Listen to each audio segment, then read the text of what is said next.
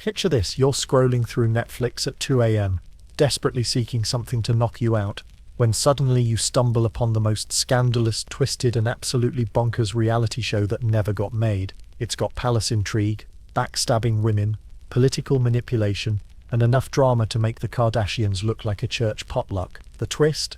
It happened 400 years ago in the Ottoman Empire, and the contestants were literally fighting for their lives. Welcome to the harem, where survival meant seduction, and one wrong move could end with you floating face down in the Bosphorus. Sweet dreams. If you're ready for history that's actually more unhinged than reality TV, hit that notification bell, because tonight, we're diving deep into secrets that would make HBO blush. Let's start with what you think you know about Ottoman harems.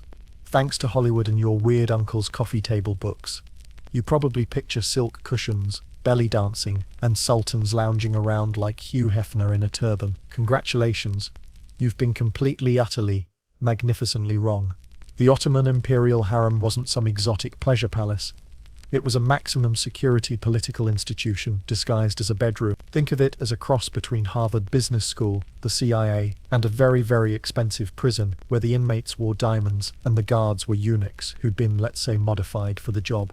Here's your first reality check. The word harem comes from the Arabic haram, meaning forbidden or sacred. Not let's party, not good vibes only, forbidden. As in, if you were a man and you accidentally wandered into the wrong hallway, your head would be decorating a spike before you could say sorry, wrong turn. The Topkapi Palace, where our story unfolds, was built by Mehmed II in the 1460s. But the harem? That didn't move into the palace until the 1540s, under Suleiman the Magnificent. And here's where it gets interesting. It wasn't Suleiman's idea, it was his wife's. Well, technically his favorite concubine who became his wife. But we'll get to that delicious bit of scandal later. Ruryaksalana, that's our girl, convinced Suleiman to move the women from the old palace into Topkapi proper. Smart move? Absolutely. The old palace was basically where concubines went to fade into obscurity. But Topkapi, that's where the real power lived. That's where you could whisper in the Sultan's ear after other activities. Now, let's talk numbers, because they're absolutely mind-bending. At its peak, the imperial harem housed between 400 to 800 women. Not all of them were concubines. That's another Hollywood myth. The vast majority were servants, slaves, and what we generously call staff. The actual concubines, the ones who might catch the Sultan's eye, maybe 20 to 30 at most. But here's where your modern brain is going to short-circuit. These weren't volunteers. Every single woman in that harem had been purchased, captured, or given as tribute. They were slaves, expensive, pampered, educated slaves, who lived in luxury most European princesses could only dream of. But slaves nonetheless. The irony is thick enough to cut with a jeweled dagger. These women, who had no legal freedom whatsoever, often wielded more political influence than most government officials. The Sultan's mother, the valid Sultan, was frequently the second most powerful person in the entire empire. She controlled budgets that could fund wars, made appointments that shaped policy, and quite literally held the power of life and death over thousands of people. It's like if your mom was simultaneously the Secretary of State, the head of the CIA, and Jeff Bezos, but also technically someone else's property. The cognitive dissonance is staggering. The harem operated on a hierarchy more complex than any corporate structure McKinsey ever devised. At the bottom were the asame, the newcomers, girls typically between 5 and 12 years old who'd been selected for their beauty and intelligence. Above them were the shakid, the apprentices who'd shown promise. Then came the gedikli, the ranked concubines who'd caught someone important's attention. And at the very top, the 4 official wives of the Sultan if he chose to marry, and the Valid Sultan, the mother of the reigning Sultan who ruled this entire complex ecosystem with an iron fist wrapped in silk. But here's what really keeps historians up at night. Despite centuries of documentation, we know surprisingly little about what actually happened inside those walls. The Ottomans were meticulous record keepers when it came to military campaigns and tax collection, but when it came to the harem, silence. Strategic, deliberate silence. What we do know comes from a handful of sources. European ambassadors who caught glimpses and wrote scandalous reports back home, a few brave women who escaped and told their stories, and the occasional Ottoman official who leaked just enough information to be tantalizing. It's as if an entire world existed in parallel to the official empire. A shadow government run by women who weren't supposed to have any power at all, influencing decisions that affected millions of people across 3 continents. So, as you drift off tonight, consider this. In the most powerful empire of its time, in the heart of a palace that controlled trade routes from Vienna to Baghdad, the most important conversations might have been happening between women who officially didn't exist, in rooms that men were forbidden to enter, about matters that were never written down. Sweet dreams indeed. Now that you're thoroughly disturbed by the basic concept, let's talk about how someone actually ended up in this golden cage. Spoiler alert, it wasn't through a glamorous job posting on Ottoman LinkedIn. The devshirme system, literally meaning collecting in Turkish, was the Ottoman Empire's most coldly efficient human resource program. Every few years, officials would sweep through Christian villages in the Balkans and Anatolia, systematically selecting the most beautiful, intelligent children for state service. Boys became janissaries or government officials. Well, the prettiest ones with the brightest eyes were destined for the harem. Imagine you're a 10-year-old girl in 16th century Serbia. You're playing in your village square when strangers in silk robes arrive with armed guards. They're not here for taxes or tribute. They're here for you. Your parents can't refuse. This is technically an honor. They're told, your daughter has been chosen to serve the Sultan himself. Congratulations. Try not to cry too loudly. The selection criteria were as precise as they were heartless.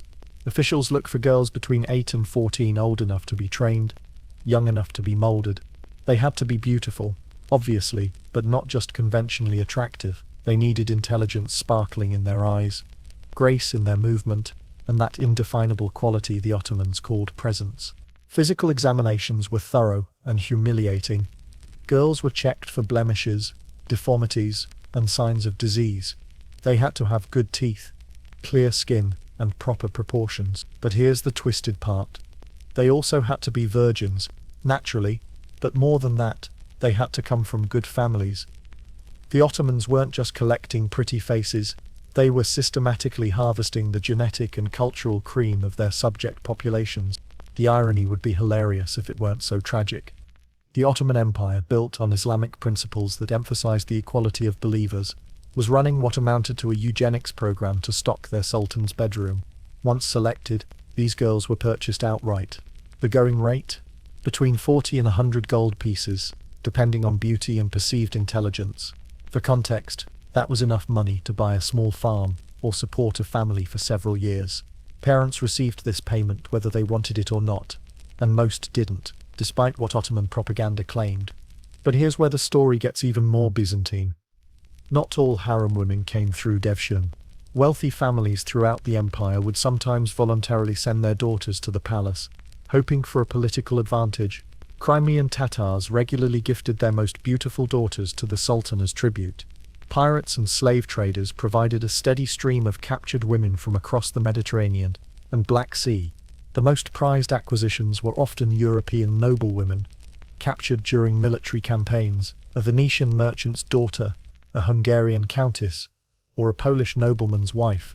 These women brought not just beauty but political intelligence, language skills, and knowledge of European courts that made them incredibly valuable. Once acquired, the journey to Constantinople was itself a brutal selection process. Girls travelled for weeks or months in covered wagons, and many didn't survive the trip. Disease, exhaustion, and despair claimed their share. The Ottomans viewed this as natural selection. Only the strongest would serve in the palace. Upon arrival at Topkapi, the real psychological warfare began. New girls were immediately stripped of their old names, their old clothes, and their old identities. They were given Turkish names, Ottoman dress, and began intensive education in Islamic theology, Turkish language, poetry, music, dancing, and the incredibly complex etiquette of palace life. But here's what your history textbook never mentioned. Many of these girls actively resisted. Suicide attempts were common enough that new arrivals were kept under constant supervision. Some tried to escape, though the penalties were, let's say, discouraging. Others deliberately made themselves unattractive or acted mad, hoping to be dismissed. The smart ones, though, and remember intelligence was a selection criterion, quickly realized something profound. In their old lives, they'd been daughters, destined to become wives and mothers with virtually no autonomy. But in the harem, If they played the game correctly, they could become power brokers, influencing an empire that stretched from Hungary to Yemen. The education system was actually remarkable. These girls received better schooling than most European princesses. They learned to read and write in multiple languages, studied history and philosophy, mastered complex musical instruments, and developed artistic skills that would impress Renaissance masters. The palace library was at their disposal. They had access to scholars, poets, and intellectuals who traveled thousands of miles just for the honor of teaching in the imperial court. It was simultaneously the most exclusive finishing school in the world, and the most elaborate prison ever constructed. The psychological conditioning was masterful.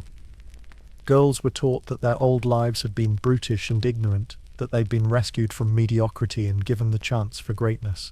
Many came to believe this narrative completely. They wrote letters home describing their silk clothes and gold jewelry, their education and comfort, carefully omitting the fact that they could never leave. What's truly chilling is how well this system worked. Many harem women became genuinely loyal to the Ottoman system, seeing themselves not as victims, but as beneficiaries of imperial benevolence. They'd defend the institution that had enslaved them, participate in the selection of new girls, and perpetuate the cycle with enthusiasm. Stockholm Syndrome on a societal scale, wrapped in silk and perfumed with rosewater. As you contemplate this tonight, consider how many young girls simply vanished from history during those centuries. No gravestones, no records, no memory of their original names, or the families they left behind. They became footnotes in someone else's story, if they were lucky enough to be remembered at all. The Ottoman Empire kept meticulous records of military equipment, tax revenues, and grain shipments. But for the thousands of girls who passed through the palace gates, silent. So you've been kidnapped, renamed, and traumatized. Welcome to Orientation Week at the most exclusive and psychologically devastating finishing school in history. Pop quiz. What's the difference between a regular prison and the Ottoman harem training program? In regular prison, they don't make you thank your captors for the privilege of captivity. The new arrivals, remember, were typically children, 8, 10, 12 years old, ages when most kids today are worried about homework and whether they'll make the soccer team. These girls were learning skills that would either make them the power behind thrones, or get them quietly eliminated if they failed to impress. The first shock was the sheer scale of the operation. The harem quarters in Topkapi Palace contained over 300 rooms spread across multiple courtyards. There were dormitories for different ranks of women, private apartments for the elite, schools, libraries, kitchens, baths, hospitals, and even a mosque. It was less like a residence and more like a self-contained city populated entirely by women and eunuchs. The educational curriculum would make modern parents weep with envy and horror in equal measure. These girls received what was arguably the finest education available to women anywhere in the 16th and 17th centuries. They learnt to read and write Ottoman Turkish, Arabic, and Persian, the three languages of Islamic high culture. Many also picked up Italian, French, or other European languages from fellow captives. Mathematics, astronomy, and natural philosophy weren't just encouraged, they were required. The Ottomans believed that an ignorant concubine was a wasted investment. These women needed to be capable of intellectual conversation with the Sultan and his officials. They had to understand poetry well enough to compose it, grasp political complexities sufficiently to offer useful advice, and master artistic skills that would make them memorable in a crowd of beautiful faces. Music education was particularly intense. Every girl learned to play multiple instruments, the oud, the kanun, the ney flute. They studied complex Ottoman classical music theory, memorized vast repertoires of songs, and learned to compose their own pieces. The palace had its own conservatory that could rival anything in Venice or Vienna. But here's where it gets psychologically fascinating. They were simultaneously receiving this world-class education, while being systematically broken down and rebuilt as objects of desire and political utility. It's like if MIT and a cult recruitment program had a baby, and that baby was raised by Machiavelli. Dance training began early and was relentlessly demanding. Not the Hollywood belly dance nonsense. Ottoman court dance was a sophisticated art form, combining storytelling, religious expression, and subtle eroticism. Girls spent hours perfecting movements that could convey entire narratives without words. Every gesture had meaning. Every glance carried significance. The beauty regimen alone would bankrupt a modern influencer. These girls had access to cosmetics and treatments imported from across the known world, kohl from Egypt, henna from India, perfumes from Arabia, silk from China. They learned to apply makeup with the precision of artists, to arrange their hair in styles that took hours to perfect, to select clothing combinations that would catch and hold attention in a room full of stunning women. Language training went beyond mere vocabulary. These girls learned the incredibly complex etiquette of Ottoman court speech, how to address different ranks of officials, how to phrase requests that sounded like suggestions, how to deliver compliments that contained subtle criticisms. They mastered the art of saying exactly what someone wanted to hear while meaning something entirely different. Religious education was mandatory and thorough. Most arrivals were Christian, so they had to learn Islamic theology, memorize Quranic verses, and understand the philosophical underpinnings of their new faith. But here's the twisted brilliance. They weren't forced to convert immediately. The Ottomans understood that forced conversion created resentful followers. Instead, they made Islam seem appealing, sophisticated, and intellectually superior to whatever these girls had believed before. Many genuinely converted not out of fear but out of conviction. The palace imam wasn't some fire and brimstone preacher.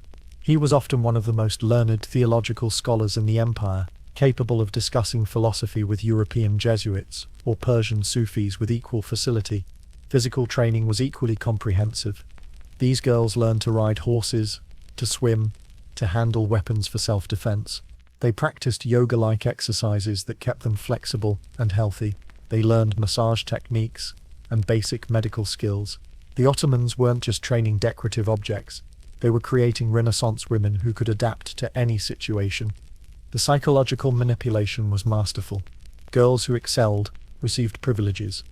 Better food, prettier clothing, private tutors, small freedoms within the palace complex. Those who struggled faced not punishment but disappointment.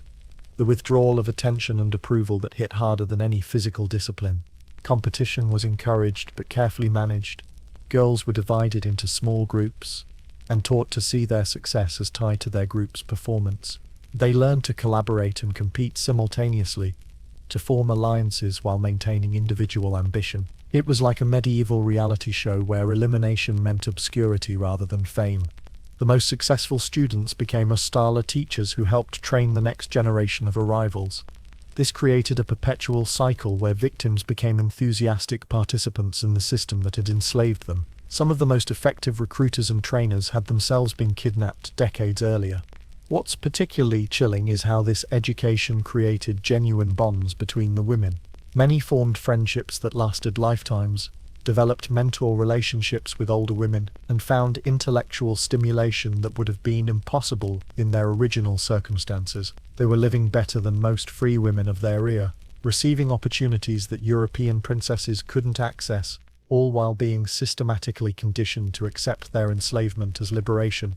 The graduation ceremony, if you can call it that, was the first time a girl might be presented to the Sultan or his mother. Success meant advancement to the ranks of actual concubines. Failure meant a lifetime of service in various palace roles. Still comfortable, still educated, but forever invisible to the men who made the big decisions. As you drift off tonight, consider this.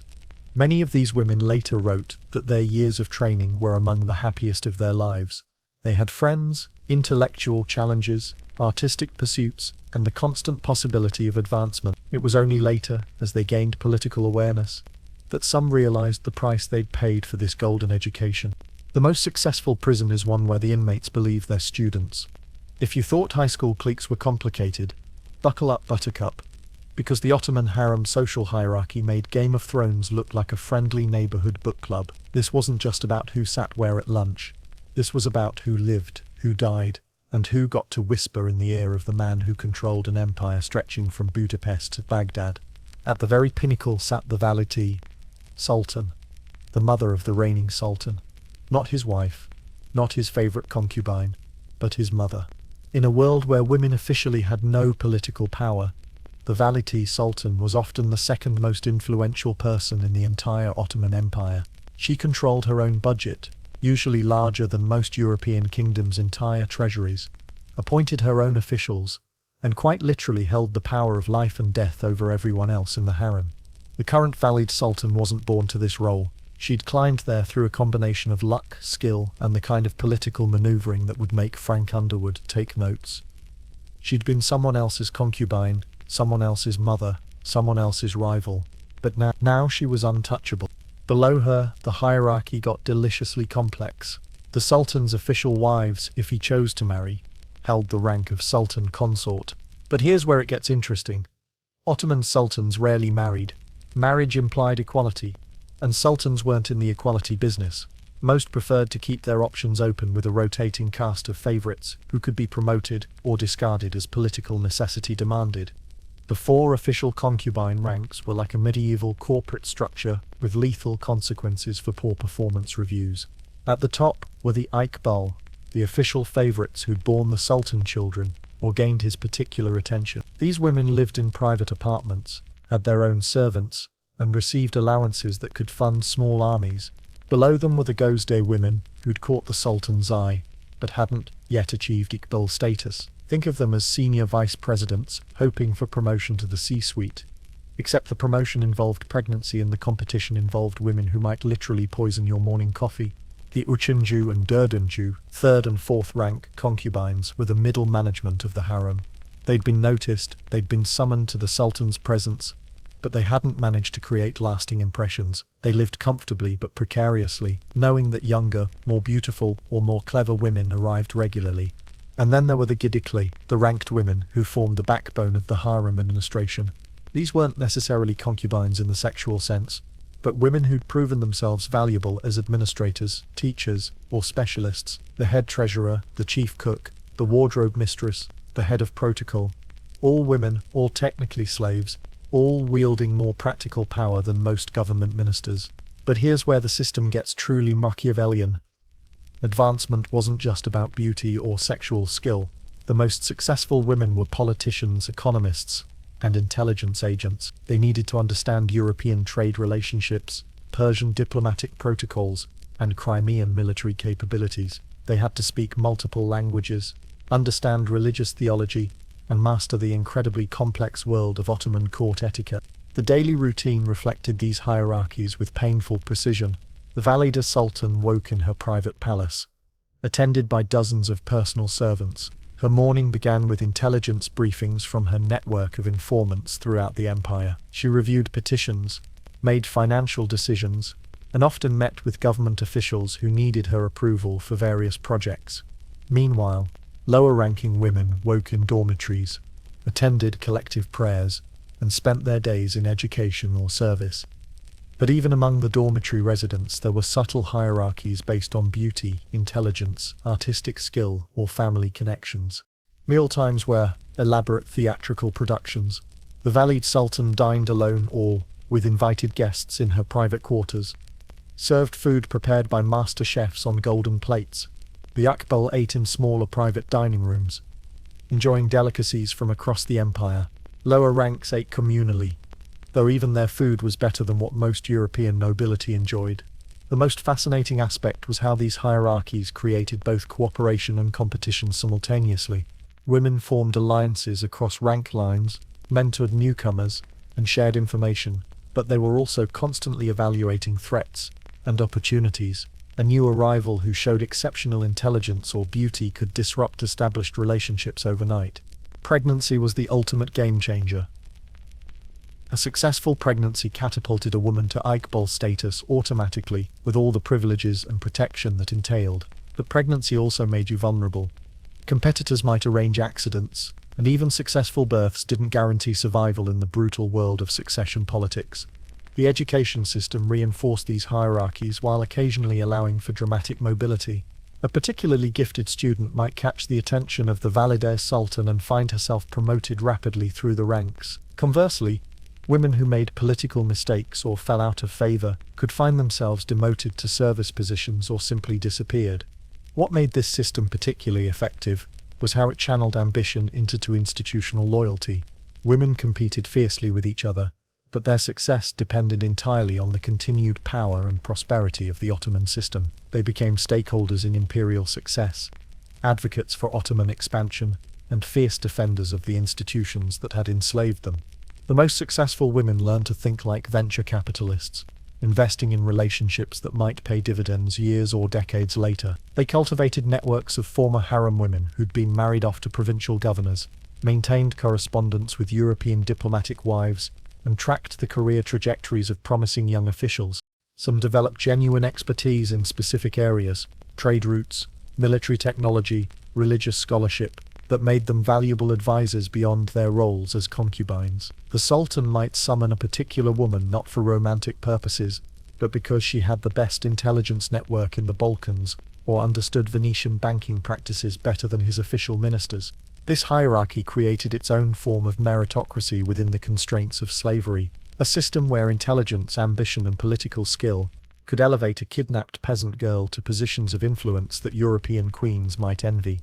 As you contemplate this tonight, consider the psychological complexity required to navigate such a system. These women had to maintain their humanity while participating in their own oppression, find genuine friendship while engaging in constant competition, and exercise real power while remaining technically powerless.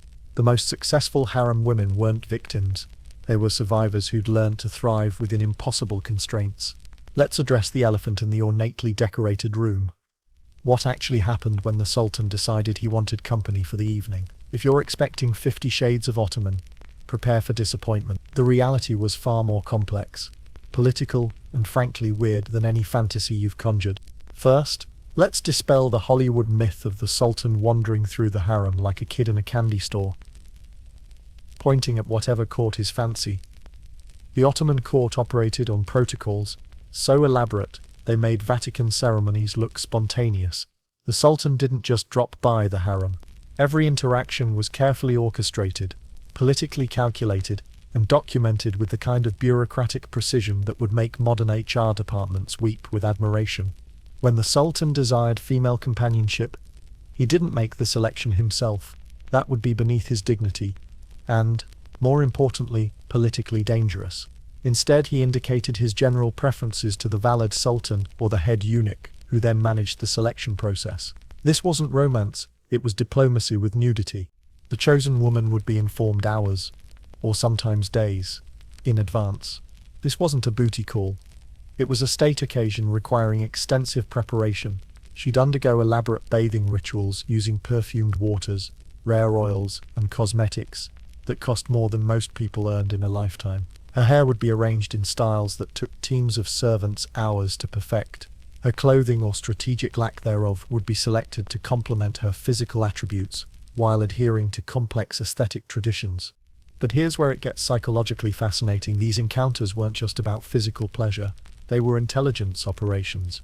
The Sultan would often use these intimate moments to discuss politics, gather information about harem dynamics, or test policy ideas on women whose perspectives he valued. Some of the most important diplomatic and military decisions in Ottoman history were influenced by pillow talk that would never appear in any official record. The women, for their part, understood exactly what was happening. They prepared, not just physically but intellectually. They'd review current events, practice conversational topics that might interest the Sultan, and consider how to position themselves and their allies for political advantage. These weren't passive participants. They were active agents pursuing their own agendas through whatever means available. The actual encounters varied wildly depending on the Sultan's personality, the woman involved, and the political context. Some sultans were genuinely interested in intellectual conversation, and might spend hours discussing philosophy, poetry, or governance with their companions. Others were focused purely on physical pleasure, and preferred women who could fulfill those needs efficiently and memorably. Suleiman the Magnificent, for example, was known for his long conversations with Roxolana about European politics and military strategy. She became his closest advisor precisely because their intimate encounters evolved into genuine intellectual partnerships. Other sultans treated these meetings as brief physical releases and showed little interest in conversation. The morning after was when the real politics began. If the encounter had been particularly successful, however, one measured success in such circumstances. The woman might receive gifts, jewelry, clothing, or most importantly, increased status within the harem hierarchy. A really exceptional evening might result in promotion to official favorite status, or, if pregnancy resulted, automatic elevation to the ranks of mothers. But here's the dark side that palace romantics prefer to ignore. These women had no right of refusal, none. If selected, they participated whether they felt like it or not. The elaborate preparations and protocols couldn't disguise the fundamental reality that this was institutionalized rape dressed up in silk and ceremony. Some women found ways to make the best of impossible situations. They developed genuine affection for particular sultans, found intellectual stimulation in political conversations, or used their access to advance causes they cared about. Others simply endured, performed their roles adequately, and focused their real emotional energy on relationships with other women in the harem. The psychological toll was enormous. Imagine waiting years for a summons that might never come, or being called regularly but never achieving the pregnancy that would secure your position. Some women spent decades in limbo, neither favored enough to feel secure, nor dismissed enough to find peace in obscurity. The most successful navigated these encounters like chess games. They understood that the Sultan's attention was finite, and that every interaction with him was an opportunity to advance, not just their own position but the positions of their allies and protégés. They learned to read his moods, anticipate his interests, and provide whatever combination of physical pleasure, intellectual stimulation and emotional support he needed at that particular moment. What's particularly striking is how many of these relationships evolved beyond their transactional origins.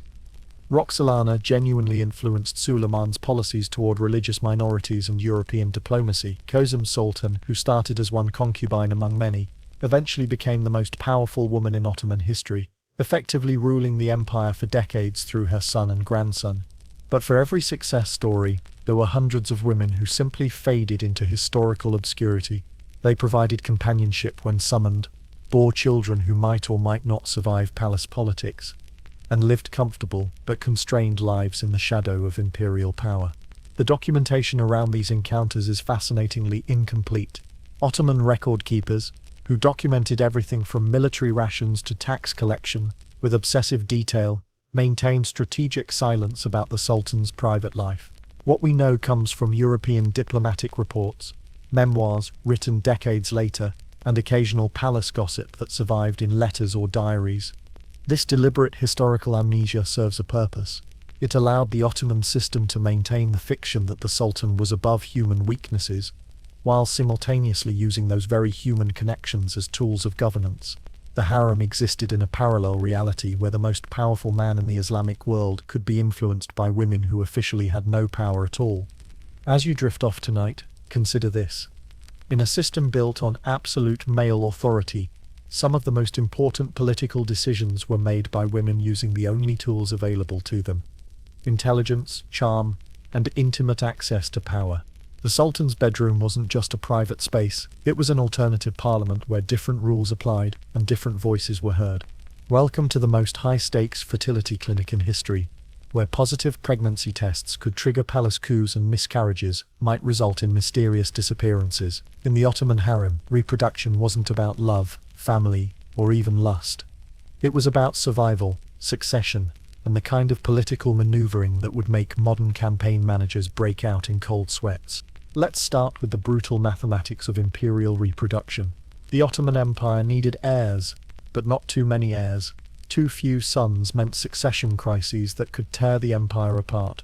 Too many sons meant civil wars as brothers fought for the throne. The sweet spot was having multiple potential heirs while maintaining enough ambiguity about succession to keep everyone motivated and terrified in equal measure. For the women involved, pregnancy represented the ultimate lottery ticket in a game where the stakes were literally life and death. A successful pregnancy that produced a healthy son could catapult a concubine from anonymity to the heights of imperial power. But pregnancy also painted a target on your back that would remain for the rest of your life. The moment a woman discovered she was pregnant, her entire world shifted. She'd be immediately moved to special quarters under constant supervision, officially for her protection, unofficially to prevent any accidents that might terminate her pregnancy. The palace medical staff would monitor her health obsessively, not out of concern for her well-being, but because she was now carrying potential imperial property. But here's where the psychological warfare really intensified. Every other woman in the harem now viewed the pregnant woman as either an ally to cultivate or a threat to eliminate. Existing mothers would evaluate whether this new child might challenge their own son's position. Childless favorites would recalculate their own strategies, Even women with no romantic aspirations toward the Sultan would consider how this pregnancy might affect the broader political balance. The dietary management alone was enough to drive a person insane. Pregnant women received the finest foods available, fresh fruits from distant provinces, rare spices, delicacies prepared by master chefs, but every meal was also a potential weapon. Food tasters were employed, not just for the Sultan, but for pregnant concubines. Herb gardens were closely monitored to prevent access to plants that might induce miscarriage. Even the preparation of cosmetics and perfumes was scrutinized for potentially harmful ingredients. The medical care was simultaneously the best and the most invasive available anywhere in the 16th century world. The palace employed physicians trained in multiple traditions, Islamic medicine, Byzantine practices, and even European techniques, learned from diplomatic contacts. But these doctors weren't just monitoring the woman's health. They were gathering intelligence about fetal development that could influence succession planning. Birth itself was a theatrical production with political ramifications that extended across continents. The sex of the child would be announced through coded signals to waiting officials. Boys triggered celebration and strategic recalculation throughout the palace hierarchy. Girls were welcomed but represented different political opportunities, future diplomatic marriages rather than succession possibilities. The aftermath of birth was when the real games began. If the child was a son, the mother's status changed overnight. She became a potential valid sultan, a woman whose political influence might someday rival the sultan's own. Her allies would gain access and opportunity. Her enemies would begin planning for the long game of succession politics that might play out over decades. But infant mortality in the 16th century was catastrophically high. Even among the imperial elite, many pregnancies ended in miscarriage. Many births resulted in children who died within days or weeks. For the women involved, these losses weren't just personal tragedies. They were political disasters that could end any hope of advancement and leave them vulnerable to rivals who might arrange their permanent elimination. The surviving children faced their own unique challenges. Sons were removed from their mothers at a young age and given their own households with tutors, eunuch guardians, and miniature courts. This wasn't cruelty. It was preparation for the possibility of rule, but it also meant that mothers spent years separated from their children, maintaining relationships through carefully managed visits and correspondence. Daughters remained in the harem longer, but faced different pressures.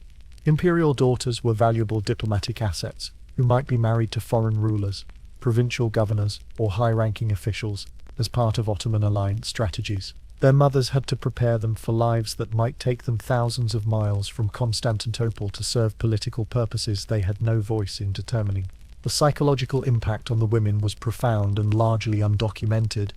Imagine carrying a child while knowing that the pregnancy makes you simultaneously more valuable and more vulnerable. Picture giving birth while understanding that your child's survival and success will determine your own fate for the rest of your life. Consider maintaining maternal love while preparing your son or daughter for a world of political manipulation and potential violence. Some women thrived in this environment. They became master strategists, building networks of supporters and carefully positioning their children for maximum advantage. They learned to think in decades rather than years, making investments in relationships and institutions that might benefit their offspring long after their own deaths. Others were broken by the constant stress and uncertainty. Palace records hint at women who suffered what we'd now recognize as severe depression or anxiety disorders. Some requested transfers to provincial positions, just to escape the relentless political pressure. A few chose more permanent escapes that court chroniclers described euphemistically as sudden illness. The most successful mothers developed skills that would impress modern political consultants. They learned to read imperial policy trends that might affect their children's prospects. They maintained intelligence networks that could provide early warning about potential threats. They mastered the art of making strategic alliances while avoiding commitments that might become liabilities. What's particularly chilling is how this system turned motherhood itself into a competitive sport where love and ambition became impossibly intertwined. These women genuinely loved their children while simultaneously using them as vehicles for political advancement. They wanted their sons to succeed while understanding that success might require eliminating other women's sons. As you contemplate sleep tonight, consider this. In the Ottoman system, the most natural human experience, pregnancy and childbirth, became the most artificial and politically charged process imaginable. Women gave birth not just to children, but to potential futures that might reshape an empire or trigger its destruction. The most innocent activity became the deadliest game. Let's talk about the men who weren't quite men. The guards who were guarding much more than they realized, and the power brokers who operated in the gender grey zones of Ottoman politics. If you thought the women's stories were complicated, wait until you meet the eunuchs, men who sacrificed their masculinity for proximity to power and ended up wielding influence that intact men could only dream of. The eunuch system in the Ottoman Empire wasn't some exotic oriental quirk. It was a brilliant solution to a fundamental problem of palace security. How do you staff an institution full of sexually attractive women without creating opportunities for unauthorized romance, political complications, or succession disputes involving inconveniently fathered children? Simple. You employ men who physically can't father children, regardless of their intentions or desires. But here's where our modern assumptions about castration and power completely fall apart. In 21st century minds, eunuchs were tragic figures, men robbed of their masculinity and condemned to lives of servitude. The reality, many Ottoman eunuchs wielded more political influence than most government ministers, accumulated personal fortunes that rivaled European nobles, and operated social networks that spanned continents. The creation of eunuchs was itself a horrific international business that would make modern human trafficking operations look amateurish. Most eunuchs serving in Ottoman palaces were purchased as children from specialized suppliers operating throughout Africa, the Caucasus, and Eastern Europe. The castration process had a mortality rate approaching 90%, meaning that for every eunuch who survived to serve in the palace, 9 children had died during the procedure. The survivors weren't just physically altered, they were psychologically transformed by experiences that created men who understood power differently than their intact counterparts. They'd been stripped of the possibility of biological legacy, which freed them from dynastic ambitions while making them desperately dependent on institutional success for any hope of historical significance.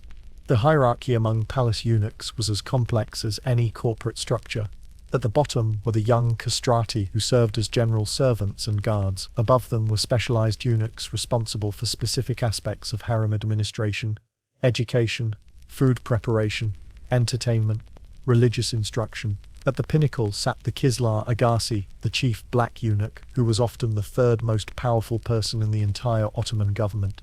The racial dynamics were deliberately calculated and absolutely chilling. White eunuchs, typically from the Caucasus or Balkans, were employed in the outer palace, serving the Sultan and his male court. Black eunuchs, usually from sub-Saharan Africa, were assigned to the harem. This wasn't accident. It was policy designed to minimize the sexual threat that even castrated men might theoretically pose to imperial women. The chief black eunuch controlled access to the harem, managed its finances, and served as the primary communication link between the women and the outside political world. He could make or break careers, influence military appointments, and shape diplomatic policies through his unique position as confidant to both the Sultan and the Valier Sultan. What made these men particularly effective was their ability to navigate gender boundaries that remained fixed for everyone else. They could enter women's spaces, participate in intimate conversations, and understand female perspectives in ways that intact men couldn't. But they could also operate in male political circles, command military units, and exercise administrative authority that women were formally denied. Many eunuchs developed intensely loyal relationships with specific women in the harem, becoming something between trusted advisors and surrogate family members. These relationships often outlasted individual sultans, creating informal networks of influence that could survive changes in official leadership. A successful eunuch might serve multiple generations of the same family, becoming institutional memory and strategic advisor rolled into one. The financial opportunities available to successful eunuchs were extraordinary. The chief black eunuch controlled budgets that exceeded the entire revenues of most European kingdoms. He could invest in trade ventures, purchase real estate, and accumulate personal wealth that made him financially independent, despite his official status as a palace servant. Some eunuchs used their positions to create charitable foundations, fund architectural projects, or sponsor artistic endeavors that would preserve their names for posterity. The Kuprali Library in Istanbul, for example, was founded by a eunuch who understood that intellectual legacy might substitute for biological descendants. But the psychological costs were enormous and largely undocumented. These men lived in constant awareness of their physical alteration and social marginalization, They could never marry, never have children, never experience sexual relationships in conventional ways. Their entire identity was bound up with their service to an institution that had literally unmade them as men. The most successful eunuchs developed alternative concepts of masculinity, based on political effectiveness rather than sexual potency. They became master manipulators, expert networkers, and sophisticated political theorists. Some wrote extensively about governance, diplomacy, and palace administration, creating intellectual legacies that survived their physical deaths. The relationships between eunuchs and the women they served were complex beyond modern comprehension. These were intimate friendships between people who understood powerlessness and marginalization. But they were also relationships shaped by fundamental differences in experience and opportunity. The women were sexually functional but politically constrained. The eunuchs were politically empowered but sexually eliminated. Some eunuchs clearly identified more with the women than with the men in their world. They became fierce advocates for harem interests, skilled negotiators who could present women's perspectives to male officials, and strategic thinkers who understood how female networks could influence male decision-making processes. Others maintained stronger identification with male political culture and saw their harem service as a pathway to broader governmental influence. They used their unique access to gather intelligence, build relationships with rising officials, and position themselves for advancement beyond palace service. The most fascinating eunuchs transcended these binary choices entirely, creating hybrid identities that drew power from their ability to bridge gender divides that remained absolute for everyone else in Ottoman society. What's particularly striking is how many eunuchs wrote positively about their experiences despite the obvious trauma of their origins. They described their service as meaningful, their relationships as fulfilling, and their influence as significant. Whether this represented genuine satisfaction or sophisticated psychological adaptation to impossible circumstances remains an open question that historians continue to debate. As you drift off tonight, consider this. The Ottoman Empire created an entire class of people who gained political power through the loss of sexual identity. They became some of the most influential individuals in one of history's most powerful states, precisely because they'd been systematically dehumanized in the most intimate possible way. The price of proximity to power was literally everything that made them men. Meet Roxolana, the woman who took a system designed to keep females powerless, and turned it inside out so thoroughly that she effectively ruled the Ottoman Empire for decades. If this were a Netflix series, she'd be the character who starts as a background extra and ends up rewriting the entire show. Except this actually happened, and the consequences echoed through centuries of imperial history. Born Alexandra Lizowska in what's now Ukraine, Roxolana entered the Ottoman harem around 1520 as just another kidnapped girl with a pretty face and no realistic hope of ever seeing home again. She was maybe 15 years old, spoke no Turkish, understood nothing about Islamic culture, and had every reason to expect a life of comfortable obscurity serving as one concubine among hundreds. Instead, she became the most powerful woman in Ottoman history, and fundamentally altered how the empire operated.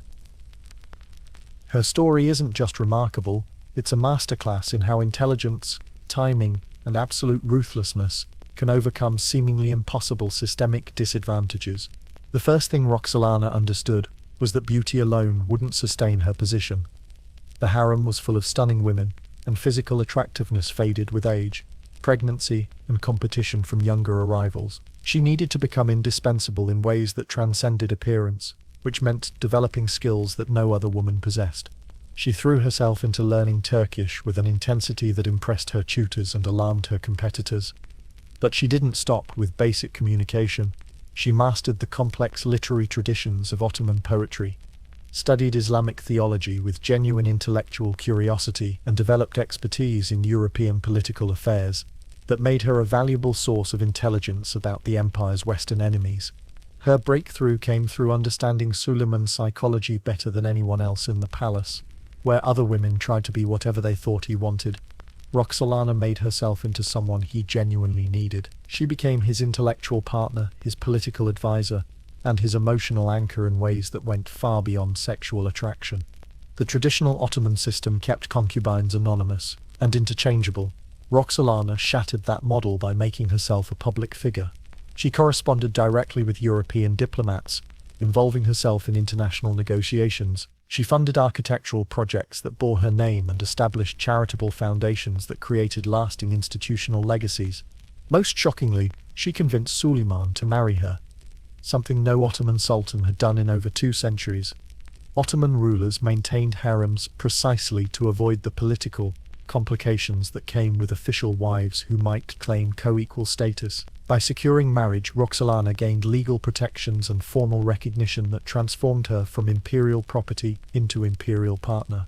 But marriage was just the beginning of her systematic destruction of harem traditions.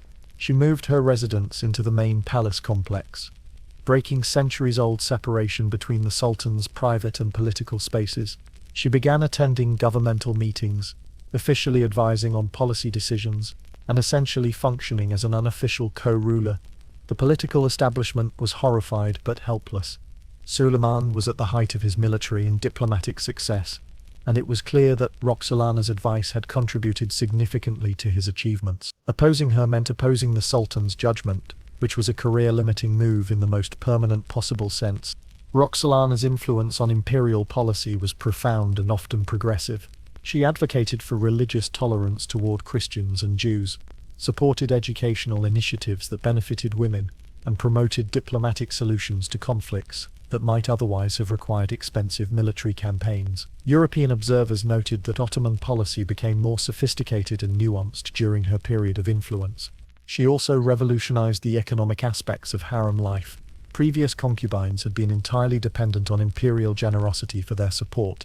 Roxolana developed independent income streams through trade investments, real estate acquisitions, and business partnerships that gave her financial autonomy. She used this wealth to build networks of supporters and to fund political activities that advanced her agenda. Her approach to motherhood was equally strategic.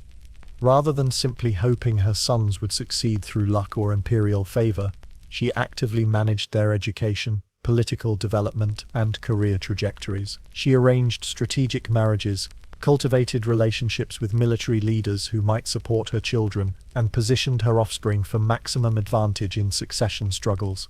The most remarkable aspect of Roxolana's success was how she managed to accumulate and exercise power while maintaining the fiction that she remained subordinate to traditional masculine authority. She never directly challenged Ottoman political theory or Islamic gender norms. Instead, she worked within existing systems while quietly subverting their practical limitations.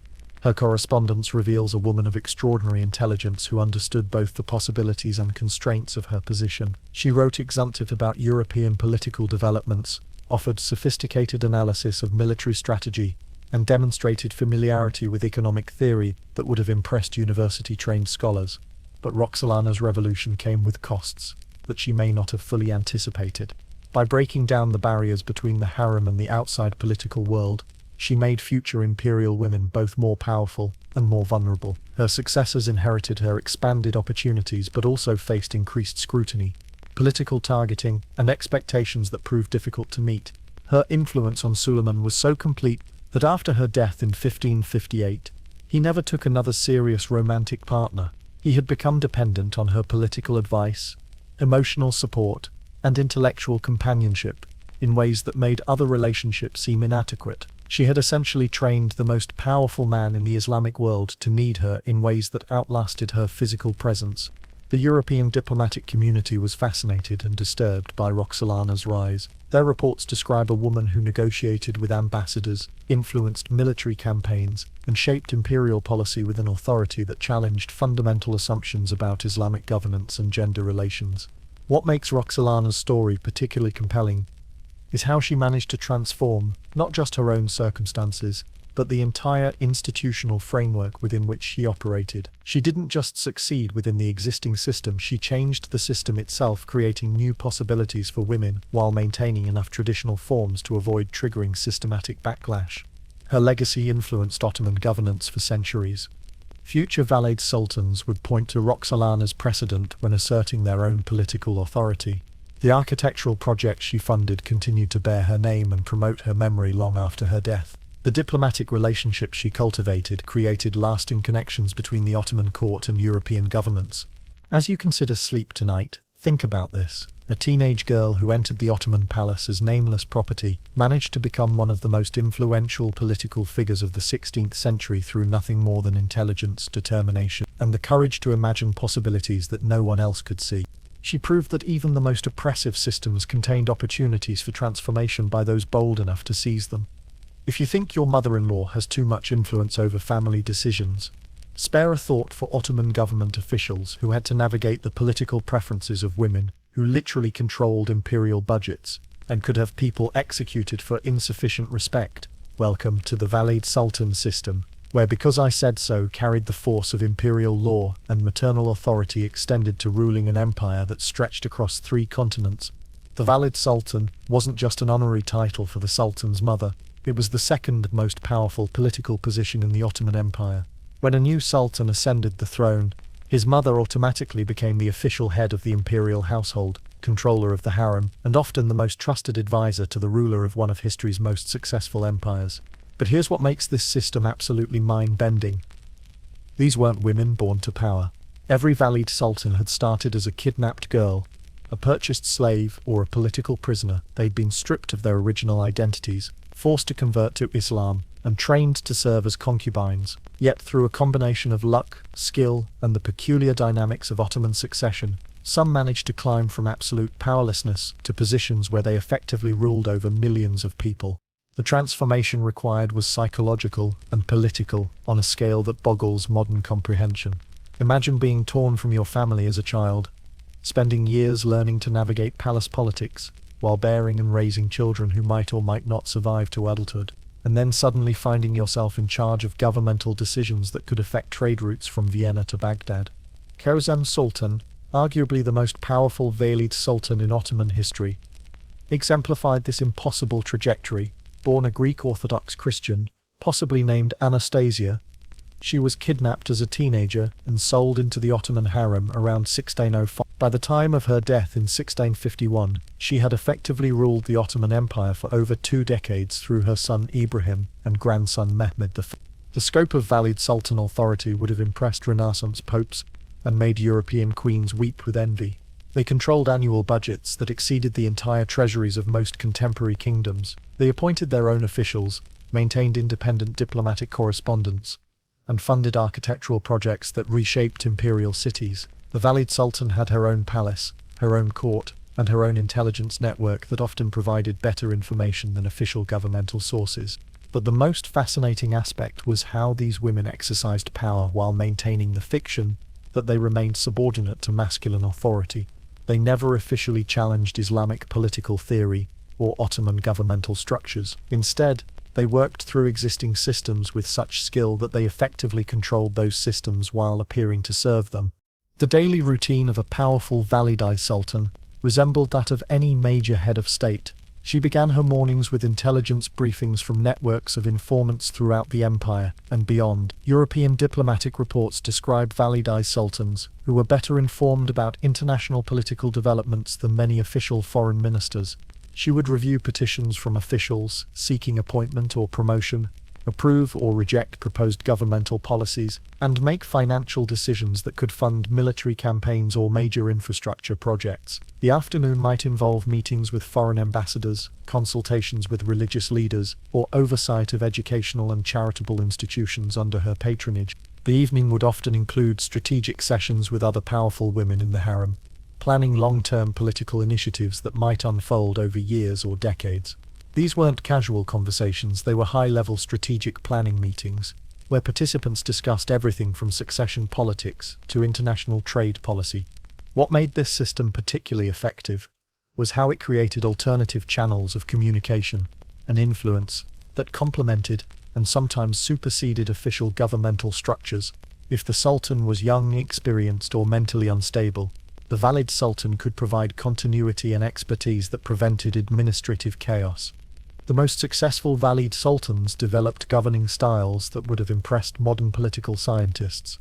They understood the importance of building coalition support among different governmental factions, maintained careful balance between competing religious and ethnic communities within the empire, and demonstrated sophisticated understanding of international relations that helped shape Ottoman diplomatic strategy. Turhan Sultan, who served as Valid Sultan during the late 17th century, was particularly noted for her economic expertise. She understood international trade relationships well enough to influence Ottoman commercial policy, supported technological innovations that improved imperial military capabilities, and funded infrastructure projects that enhanced the empire's competitive advantages in Mediterranean commerce. The architectural legacy alone is staggering. Valid sultans funded the construction of mosques, schools, hospitals, bridges, and public baths throughout the empire. These weren't just vanity projects, they were strategic investments in imperial infrastructure that demonstrated the reach and permanence of Ottoman authority, while creating lasting monuments to female political achievement. The international diplomatic community learned to treat valid sultans as essential players in Ottoman decision-making. European ambassadors maintained direct correspondence with powerful valid sultans, understanding that their support might be necessary for successful negotiations with the imperial government. Venetian diplomatic reports from the 17th century describe elaborate protocols for communicating with the valid sultan, including gift exchanges, ceremonial courtesies, and careful attention to the political preferences and personal interests of women, who could influence everything from trade agreements to military alliances. But the psychological costs of wielding such power within systemic constraints were enormous and largely undocumented. These women had to exercise authority while maintaining deferential relationships with their sons, manage complex political networks, while remaining officially invisible to much of the governmental structure, and make decisions affecting millions of people, while knowing that their power depended entirely on family relationships that could be disrupted by death, political change, or simply the personal preferences of their children. The succession politics were particularly brutal. When a sultan died, his mother's political influence typically ended immediately. The new ruler's mother would assume the valid sultan position, and the previous valid sultan would either gracefully retire to a comfortable but powerless existence, or find herself eliminated if she posed any threat to the new regime. Some managed these transitions successfully by cultivating relationships with multiple potential heirs, building institutional support that transcended individual rulers, or accumulating enough independent wealth and influence to remain politically relevant regardless of formal position. Others were destroyed by succession changes they couldn't control or anticipate. Palace histories hint at former Validade sultans who died under suspicious circumstances, were exiled to distant provinces, or simply disappeared from official records when their political usefulness ended. As you contemplate sleep tonight, consider this remarkable paradox. In one of history's most patriarchal societies, some of the most effective governance came from women who had started as slaves and learned to exercise power through institutions that officially denied them any authority whatsoever. The most successful female politicians in Ottoman history were women who had been systematically trained to be powerless. Welcome to the most sophisticated intelligence operation you've never heard of. A spy network that would make the CIA jealous, run by women who officially didn't exist, gathering information that shaped the fate of empires. If you thought the Ottoman harem was just about romance and palace intrigue, prepare to have your mind completely recalibrated. This was an intelligence-gathering operation so effective that European governments spent fortunes trying to penetrate it, usually without success. The beauty of the harem intelligence system was its invisibility. While male diplomats and spies operated under constant surveillance and suspicion, women moved through social networks with a freedom that their official powerlessness actually enhanced. Who would suspect kidnapped slaves of conducting sophisticated espionage operations? Who would imagine that conversations about poetry and pregnancy might actually be coded discussions of military strategy and economic policy? The network operated on multiple levels simultaneously. At the most basic level, every woman in the harem was an intelligence asset, whether she realized it or not. New arrivals brought information about conditions in their home regions, gossip about local political developments, and insights into the effectiveness of Ottoman administration in distant provinces. This wasn't formal debriefing, it was casual conversation that skilled listeners could mine for strategically valuable information. But the real sophistication came from the networks that developed among women who'd been trained in intelligence gathering and analysis. The most successful harem women understood that information was power, and they invested enormous effort in developing sources, analyzing patterns, and positioning themselves as indispensable advisors to decision-makers who needed to understand complex political developments. The international scope was breathtaking. Harem women maintained correspondence networks that stretched from Vienna to Baghdad, from Crimea to Cairo. Former harem members who'd been married to provincial governors provided regular intelligence about local conditions, military capabilities, and potential threats. Women who'd been given to foreign rulers as diplomatic gifts became deep cover assets reporting on European court politics and military preparations. Roxolana, for example, maintained direct correspondence with Polish nobility, Venetian merchants, and Persian court officials. Her letters, written in multiple languages and often using sophisticated codes, provided the Ottoman government with intelligence about European military preparations, trade opportunities, and diplomatic negotiations that would have been impossible to obtain through conventional channels. The coding systems were elegantly simple and virtually unbreakable. Discussions of fabric colors might actually refer to military unit strengths. Conversations about pregnancies could encode information about harvest conditions that might affect food supply for military campaigns. Poetry exchanges often contained detailed reports about fortification improvements, troop movements, and changes in local governmental officials. European intelligence services were aware that something sophisticated was happening, but couldn't penetrate the network effectively. Male spies couldn't access harem spaces, female agents were detected and eliminated quickly. And even when European governments managed to intercept communications, the cultural and linguistic barriers made interpretation almost impossible. The Venetians, who probably had the most sophisticated intelligence service in 16th century Europe, spent decades trying to understand how the Ottomans consistently seemed to anticipate European military and diplomatic initiatives. Their agents reported that Ottoman officials often knew about European governmental decisions before formal announcements had been made, but they couldn't identify the sources or methods being used. What made the system particularly effective was its integration with legitimate social and cultural activities. Women who were genuinely interested in poetry, music, and religious studies used those interests to develop relationships that happened to provide access to strategically valuable information. The best intelligence operatives were often the most culturally sophisticated women who could engage with diverse intellectual communities while extracting useful insights. The religious networks were particularly valuable. Islamic scholarly communities maintained international connections that crossed political boundaries, and women who demonstrated genuine theological expertise could participate in discussions that revealed information about military preparations, economic conditions, and political developments throughout the Islamic world. The economic intelligence was often the most actionable. Harem women developed detailed understanding of international trade patterns, currency fluctuations, and commercial relationships that helped Ottoman officials make strategic decisions about everything from military logistics to diplomatic negotiations. Some became expert analysts of European banking systems, Asian trade routes, and African commercial networks. The most successful intelligence operatives understood that their value lay not just in gathering information but in analyzing and contextualizing it effectively. They learned to distinguish between rumor and reliable intelligence, to identify patterns that revealed strategic opportunities or threats, and to present their analysis in ways that decision-makers could use effectively.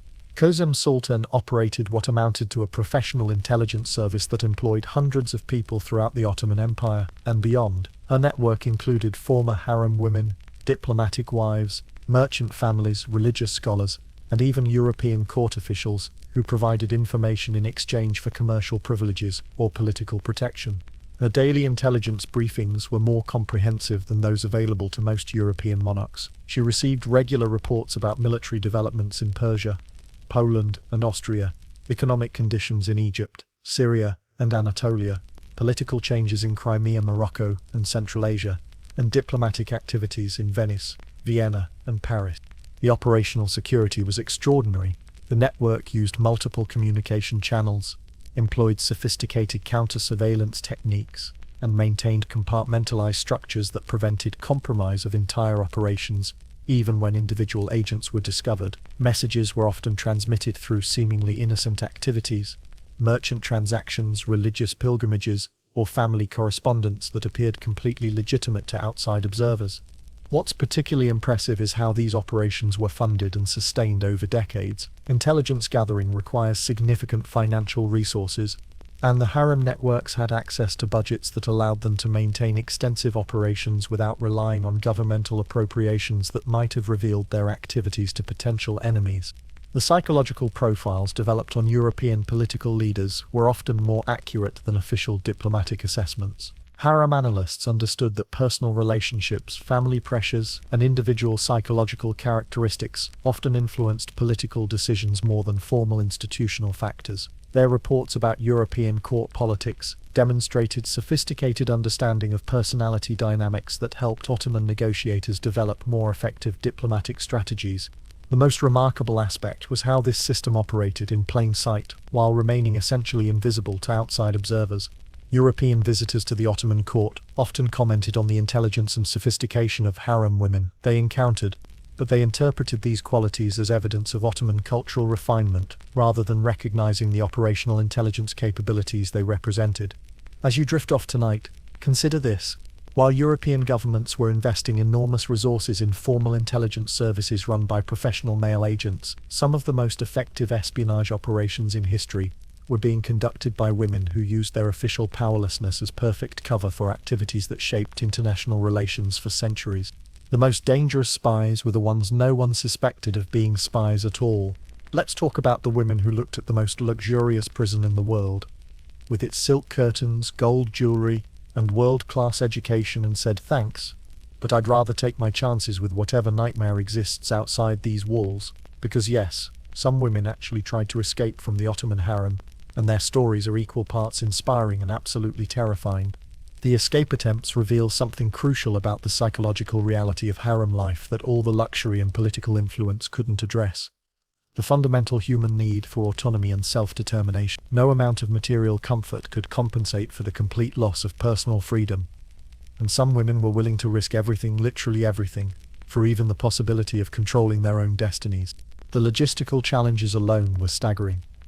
The harem quarters in Topkapi Palace were designed with security that would impress modern prison architects. Multiple layers of walls, gates that required keys held by different officials, and surveillance systems staffed by eunuchs whose entire careers depended on preventing exactly these kinds of incidents. But the most effective security wasn't physical, it was psychological and social. Most harem women had been separated from their original families and communities for years or decades. They had nowhere to go, no resources to support themselves, and no realistic hope of returning to their former lives. The outside world had become as foreign and threatening to them as the palace had once seemed. The few documented escape attempts reveal women of extraordinary courage and intelligence who understood these odds perfectly well, but chose to attempt the impossible anyway. Their stories often begin with triggering events: the death of a protector, a demotion in status, or the realization that their children were being positioned as potential threats to other imperial heirs. One of the most remarkable cases involved a woman known in palace records only as the C0ncubines, who attempted escape in the 1580s during the reign of Murad III. She had been a mid-level concubine who'd fallen out of favor and faced the prospect of spending the rest of her life in comfortable but invisible servitude. Rather than accept this fate, she developed an escape plan that demonstrated both desperate courage and sophisticated understanding of palace operations. She cultivated a relationship with a young eunuch who'd recently been assigned to harem service, and was still psychologically vulnerable to manipulation. Over several months she convinced him that they could both escape together and find new lives beyond Ottoman reach. The plan involved timing their departure during a major religious festival, when palace security would be focused on ceremonial duties rather than routine surveillance. The attempt failed spectacularly. They managed to reach the outer palace walls before being captured by guards who'd been alerted by other harem women who'd discovered the missing persons and reported them out of institutional loyalty or personal rivalry. The punishments were swift and designed to discourage future attempts. The eunuch was executed publicly, and the woman simply disappeared from palace records, though rumors suggested she'd been quietly eliminated to avoid creating a martyr. But not all escape attempts ended in death. Some women succeeded in negotiating alternative arrangements that provided limited freedom while maintaining face for the imperial system. A particularly intelligent concubine named Gulbahar managed to convince palace officials that her continued presence in the harem posed risks to institutional stability. She'd become a focal point for discontent among other women, and had developed enough influence to potentially organize more sophisticated resistance. Rather than risk the complications of eliminating her, palace officials arranged for her to be married to a provincial governor in a distant city. This wasn't freedom in any meaningful sense. She was essentially being transferred from one form of control to another, but it represented a negotiated solution that allowed her to leave the palace while maintaining the fiction that she was receiving an honor rather than being expelled. The most successful escapes often involved women who managed to reframe their departures as voluntary transitions rather than resistance activities. Some convinced palace officials that they had religious vocations that required them to dedicate their lives to charitable or educational activities outside the harem environment. Others developed expertise in specific areas, medicine, education, or textile production, that made them valuable enough to be assigned to positions in other imperial institutions. These negotiated departures required extraordinary political skill. The women had to present their requests in ways that appeared to serve imperial interests while actually serving their own desire for greater autonomy. They needed to maintain relationships with powerful protectors who could advocate for their positions while avoiding suspicion that they were organizing systematic resistance to harem authority. The international escape attempts were the most dramatic and usually the most doomed. European diplomatic reports describe several cases of harem women who attempted to reach foreign embassies or merchant communities, hoping to secure passage back to their original countries or to new lives in European cities. These attempts typically failed because European officials were reluctant to risk diplomatic complications over individual rescue operations. The Ottoman government considered harboring escaped harem women to be acts of theft and espionage that could justify military retaliation, and most European ambassadors weren't willing to create international incidents over women they'd never met and couldn't verify as genuine refugees rather than planted agents. The few who succeeded often did so by convincing European contacts that they possessed information valuable enough to justify the political risks of providing assistance. A woman who could provide intelligence about Ottoman military preparations, harem political dynamics, or imperial family relationships might find European governments willing to facilitate her escape in exchange for detailed debriefings. But even successful escapes came with costs that many found unbearable. Women who managed to reach Europe often discovered that their years in the Ottoman system had made them culturally foreign to their original communities. They'd converted to Islam, adopted Ottoman customs, and developed worldviews that made reintegration into Christian European society difficult or impossible. Some found themselves trapped between worlds, too Ottoman for Europe, too European for the Ottoman system, and too compromised by their escape attempts to return safely to the harem even if they'd wanted to. They became permanent exiles, dependent on the charity of foreign governments or religious institutions that often viewed them with suspicion and pity in equal measure.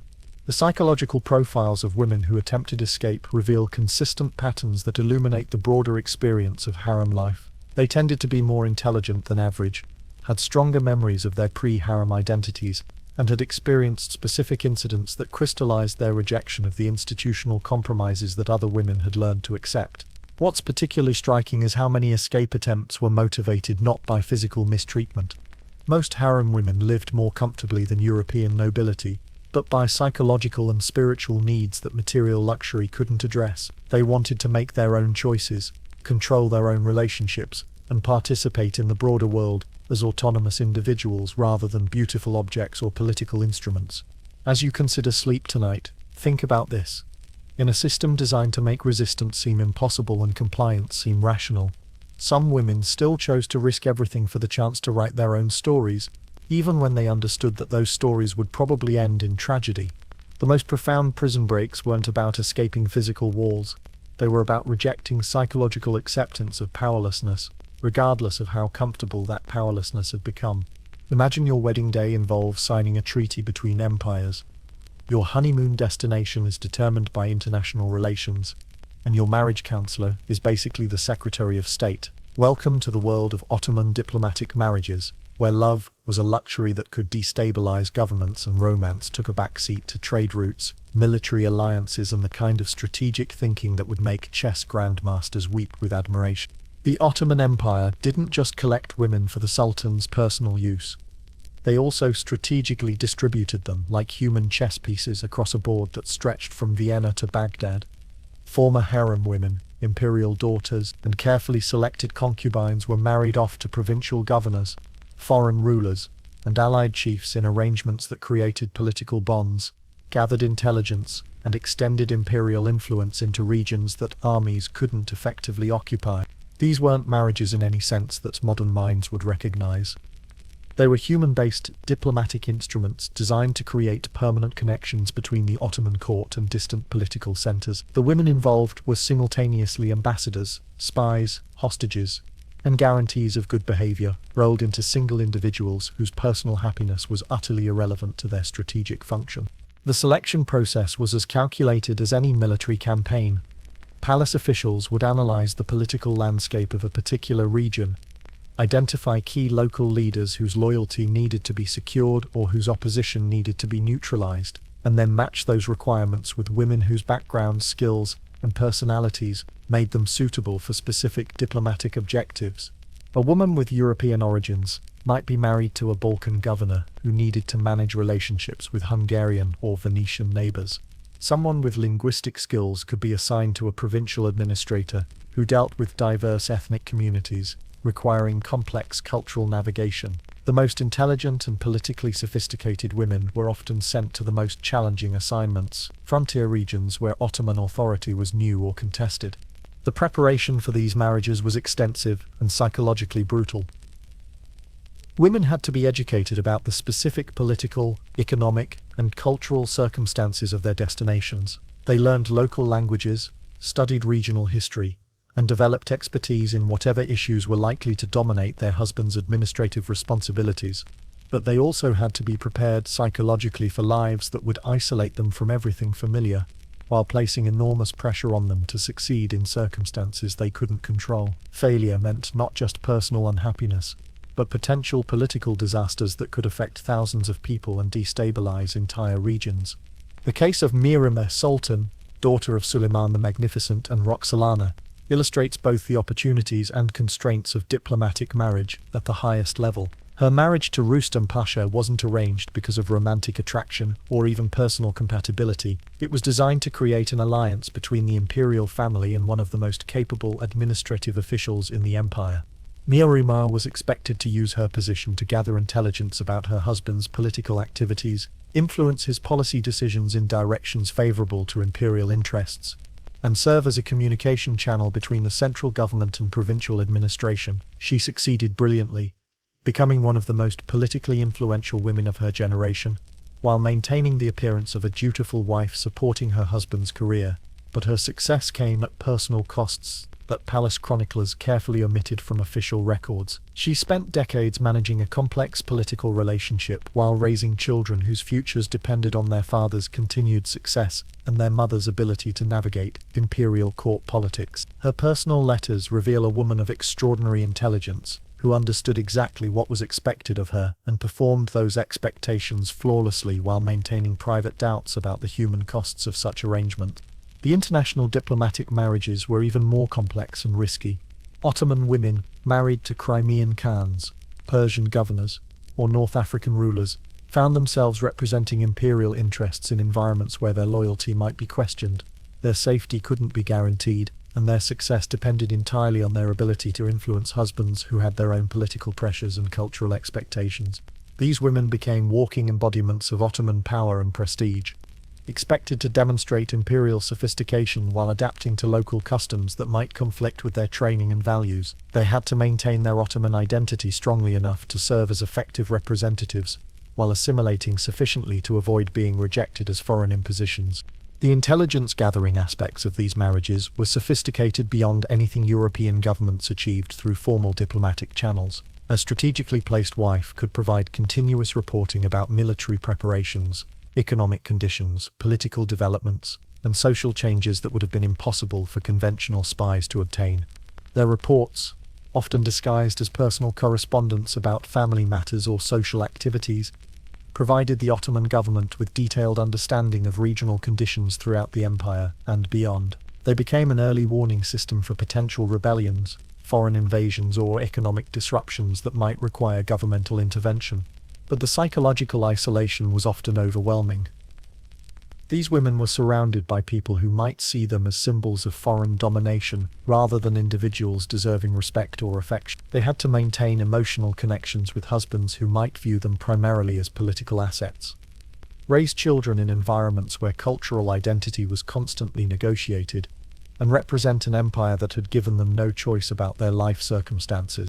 Some thrived in these challenging environments, becoming genuine power brokers who shaped regional politics while maintaining strong connections to imperial authority. They learned to balance local integration with Ottoman loyalty, developing hybrid identities that allowed them to function effectively in multiple cultural contexts. Others were broken by the constant pressure and isolation, Palace records hint at diplomatic wives who suffered what we'd now recognize as severe depression, anxiety disorders, or complete psychological breakdowns. Some requested transfers to different assignments. Others sought refuge in religious activities that provided escape from political responsibilities, and a few simply disappeared from historical records in ways that suggest either death or complete abandonment of their official roles. The most successful diplomatic wives understood that their marriages were essentially long-term undercover assignments requiring acting skills, political intelligence, and emotional resilience that few people possessed. They learned to find personal satisfaction in political achievement, to create meaningful relationships within constraining circumstances, and to exercise real influence through roles that officially subordinated them to masculine authority. What makes these stories particularly poignant is how many of these women developed genuine affection for their husbands in adopted regions. Despite the artificial circumstances of their relationships, they became invested in local communities, advocated for regional interests within imperial councils, and sometimes found themselves torn between competing loyalties that their original assignments hadn't anticipated. The children of diplomatic marriages often became crucial figures in imperial administration, combining local knowledge with imperial training in ways that made them valuable mediators between central authority and provincial concerns. They represented a new generation of Ottoman officials whose hybrid backgrounds gave them unique capabilities for managing the empire's increasing cultural and political complexity. As you contemplate sleep tonight, consider this. Some of the most important diplomatic relationships in Ottoman history were maintained by women who'd been assigned to love people they'd never met, represent interests that might conflict with their personal values, and succeed in marriages that were really extended political performances, with no possibility of intermission. The most crucial international relations were built on relationships that were anything but personal.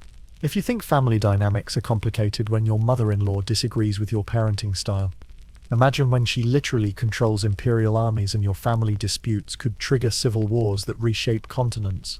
Welcome to the delicate world of valid sultan versus sultan consort relationships, where generational conflicts played out on a stage where the stakes included the survival of empires and the fate of millions of people.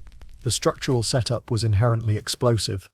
You had the sultan's mother, who'd climbed from slavery to become one of the most powerful women in the world, suddenly faced with her son's romantic and political attachment to women who might threaten her carefully constructed authority. Meanwhile, ambitious concubines and wives understood that the Valid Sultan represented both their greatest potential ally and their most dangerous potential enemy. These weren't ordinary family tensions about holiday visits or grandchildren's education. These were power struggles between women who controlled budgets larger than most European kingdoms, commanded networks of supporters throughout the empire, and could arrange for inconvenient rivals to suffer fatal accidents without anyone asking uncomfortable questions. The relationship between Kösem Sultan and her daughter-in-law, Turhan Sultan, provides a masterclass in how these dynamics could escalate from political competition to literal warfare. Kösem had effectively ruled the Ottoman Empire for decades through her mentally unstable son Ibrahim and her young grandson Mehmed I. She had no intention of stepping aside gracefully when Turhan began asserting her own authority as the new sultan's mother. What started as disagreements about policy and palace administration evolved into a shadow civil war fought through assassination attempts, competing intelligence networks, and rival court factions that divided the imperial government into armed camps. European diplomats reported that the Ottoman capital felt like a city under siege, with different neighborhoods controlled by supporters of different women who officially had no governmental authority whatsoever. The competition for influence over young sultans was particularly vicious. Both women understood that controlling the sultan's education, social development, and political perspectives would determine not just their own futures, but the future direction of the entire empire. They competed to select tutors, arrange social activities, and shape the intellectual development of boys whose eventual decisions would affect millions of people. Kösem used her decades of experience and vast network of supporters to maintain influence, while Turhan leveraged her position as the sultan's actual mother and her alliance with younger, more ambitious officials who saw opportunities for advancement in the changing political landscape. The competition involved everything from control over the sultan's daily schedule to influence over major governmental appointments. The economic warfare was particularly sophisticated. Both women controlled enormous financial resources, and used them to build competing patronage networks throughout the imperial administration. They funded different architectural projects, supported rival religious scholars, and invested in trade ventures that created economic incentives for various groups to support their political positions. Palace chroniclers carefully avoided documenting the details, but foreign observers reported a level of intrigue and counter-intrigue that made European court politics look straightforward. Servants were recruited as spies, eunuchs were pressured to choose sides, and even religious officials found themselves drawn into conflicts that had nothing to do with theological disputes. The ultimate resolution was as brutal as it was decisive. In 1651, supporters of Turhan Sultan arranged for Kozem to be strangled in her own apartments, ending one of the most remarkable political careers in Ottoman history, and establishing Turhan as the unchallenged power behind the throne for the next several decades. But the Kozem-Turhan conflict was just the most dramatic example of dynamics that played out repeatedly throughout Ottoman history. The system created inherent conflicts between women whose power depended on maintaining influence over the same individuals through different relationships that could never be fully reconciled. Earlier conflicts had established patterns that later generations would follow with depressing regularity. Safiye Sultan, Velud Sultan in the late 16th century, had engaged in similar struggles with her son's favourites, using her control over palace administration to limit their access and influence while they attempted to build independent power bases through pregnancy, political alliances, or economic arrangements. The psychological complexity was staggering. These women often had genuine affection for each other, despite their political competition. They shared experiences of slavery, cultural displacement, and adaptation to Ottoman society that created bonds of understanding even when their interests conflicted.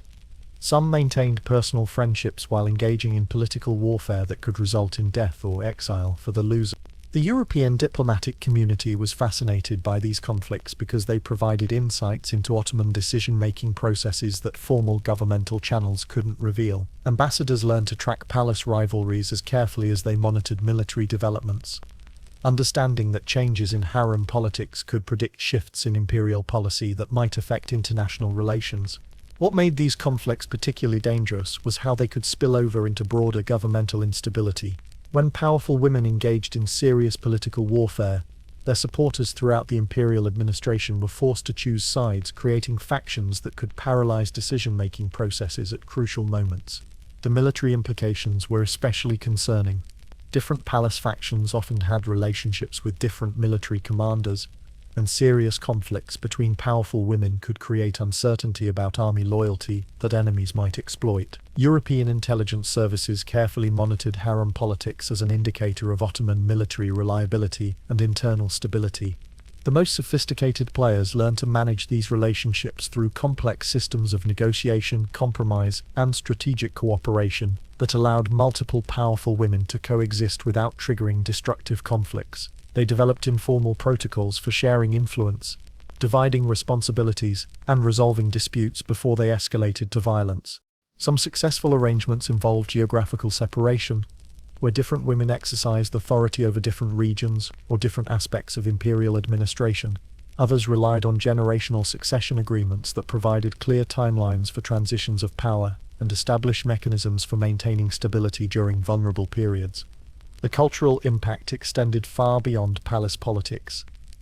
These conflicts shaped artistic patronage, architectural development, and religious institutions throughout the empire. Different factions supported different scholars, funded competing artistic projects, and promoted rival theological interpretations that influenced intellectual development or test Ottoman society. What's particularly striking is how these family conflicts often produced more sophisticated governmental policies than formal institutional processes achieved. The competition between intelligent, experienced women forced more careful analysis of policy options, more thorough consideration of potential consequences, and more creative approaches to complex problems than bureaucratic consensus building typically generated. The long-term effects on Ottoman political culture were profound and lasting. The system created expectations that important decisions would be influenced by informal networks of powerful women, whose relationships and rivalries had to be carefully managed by anyone seeking governmental success. As you drift off tonight, consider this. Some of the most consequential political conflicts in history took the form of family disputes between women whose official roles were limited to domestic sphere, but whose actual influence extended to the governance of one of the world's most powerful empires. The most dangerous mother-in-law problems were the ones that could topple governments. Every empire eventually faces its moment of reckoning with modernity, and for the Ottoman harem system, that moment came with all the subtlety of a diplomatic revolution delivered by telegraph and backed up with European military advisors.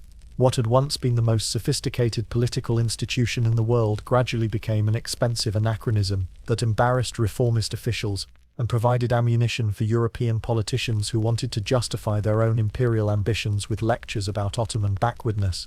The death of the harem system wasn't sudden.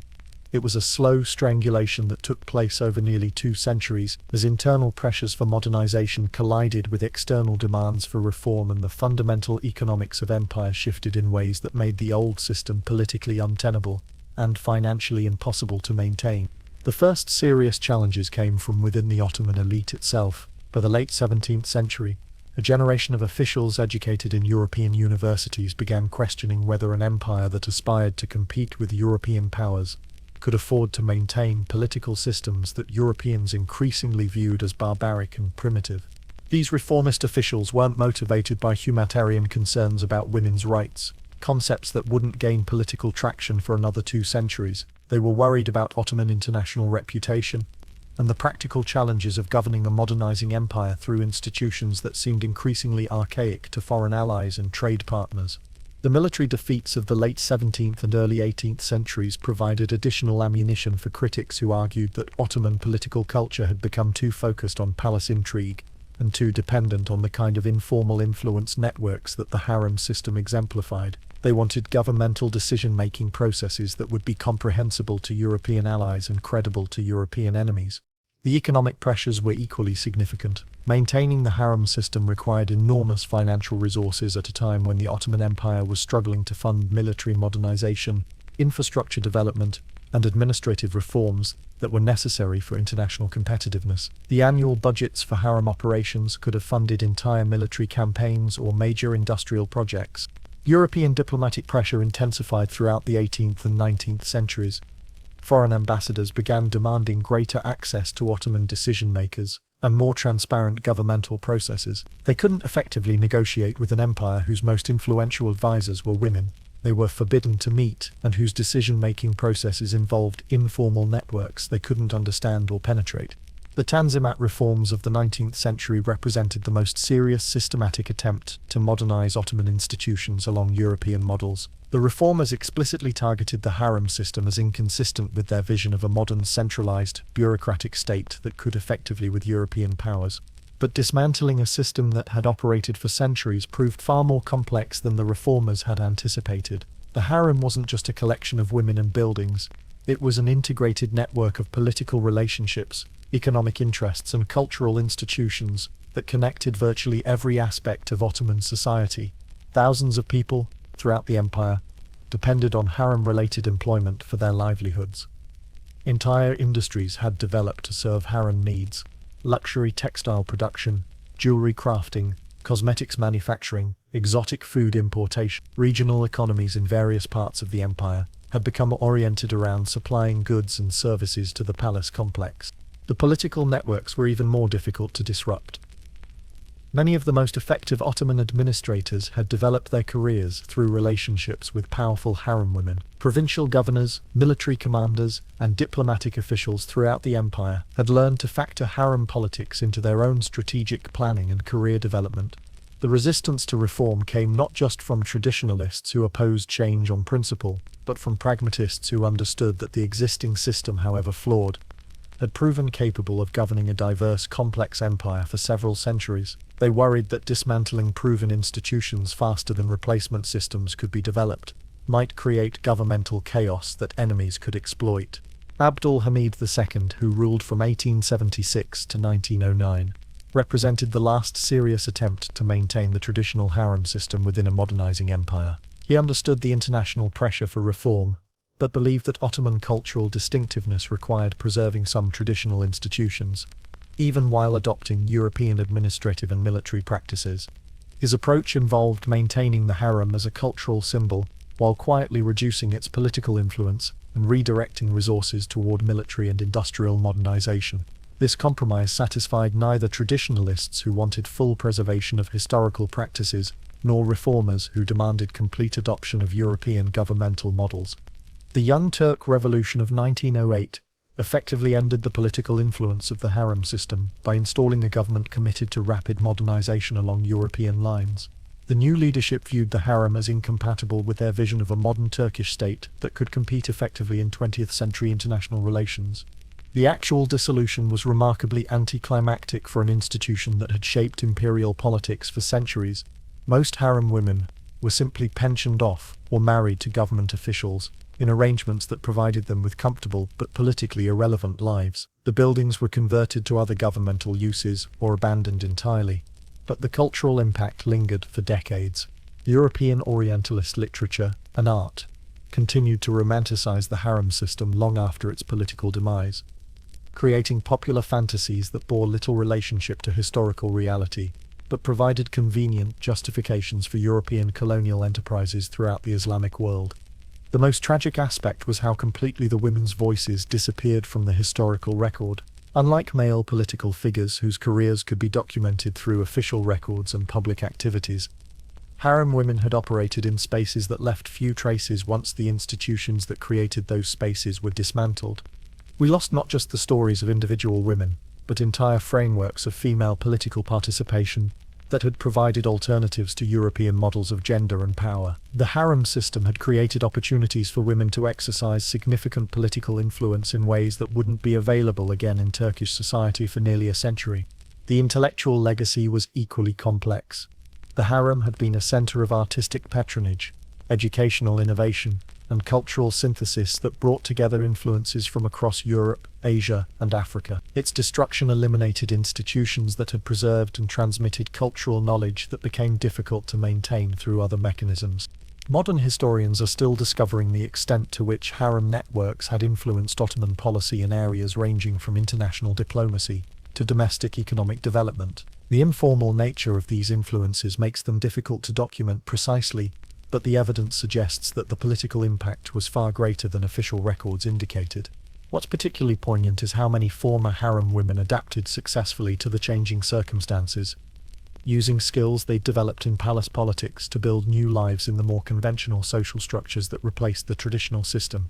They became educators, philanthropists, and social activists who helped bridge the gap between Ottoman traditional culture and modern Turkish society. As you contemplate sleep tonight, consider this.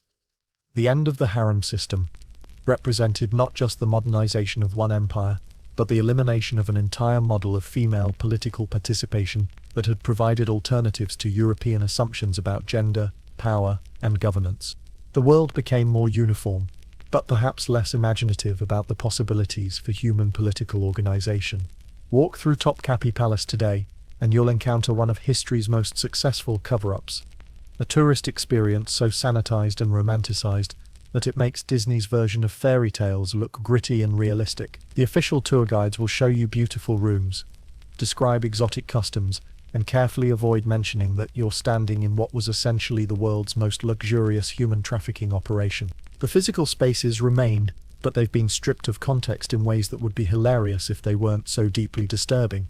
The harem quarters are now presented as examples of Ottoman architectural achievement and cultural sophistication, with guided tours that focus on tile work and interior design, while tactfully avoiding detailed discussions of what actually happened in these rooms. The Turkish government, understandably, has no interest in promoting tourism based on historical sex trafficking and political manipulation. The official narrative emphasizes artistic achievement, cultural exchange, and the sophistication of Ottoman court life. It's heritage tourism designed for visitors who want to feel cultured and worldly without confronting uncomfortable truths about imperial power systems. But if you know what to look for, the physical evidence of the harem's true function is everywhere. The security systems built into the architecture, multiple locked gates, surveillance points that allowed monitoring without detection, living quarters designed to prevent unsupervised contact between different groups of residents. This wasn't a luxury resort, it was a maximum security facility disguised as a palace. The most chilling spaces are the ones that appear most innocent. The educational rooms where kidnapped children were systematically broken down and rebuilt as Ottoman political assets. The beautiful courtyards where women exercised and socialized while being constantly monitored for signs of discontent or resistance. The magnificent baths where elaborate beauty rituals prepared women for encounters they couldn't refuse. The library is particularly haunting when you understand its true function. Yes, it contains beautiful manuscripts and represents impressive intellectual resources, but it was also a tool for cultural destruction, where women were educated out of their original identities and into new roles as imperial property. The books represent both opportunity and oppression in ways that modern visitors rarely contemplate. European visitors often comment on how romantic and exotic the harem spaces feel, completely missing the fact that they're touring crime scenes. The aesthetic beauty was real. Ottoman artists and architects were genuinely talented, but it served to disguise systematic human exploitation that operated on an industrial scale. The museum exhibits carefully focus on objects rather than experiences. You'll see stunning jewelry, elaborate clothing, and intricate cosmetics containers. What you won't see are displays that honestly discuss how these luxury items were used to reward compliance with slavery, how they represented the profits of human trafficking, or how they were employed in psychological manipulation systems that would impress modern cult specialists. The international scholarly community has been surprisingly reluctant to engage with the harem system's darker realities. Academic conferences on Ottoman history tend to focus on military campaigns, administrative structures, and diplomatic relations, while treating the harem as a colorful sidebar rather than a central component of imperial governance. This academic avoidance serves multiple purposes. It allows Turkish historians to emphasize Ottoman achievements, while minimizing embarrassing aspects of their historical legacy. It enables European scholars to maintain romantic Orientalist fantasies while avoiding complicated discussions about comparable European practices. And it provides convenient cover for everyone who prefers historical narratives that don't require confronting systematic oppression.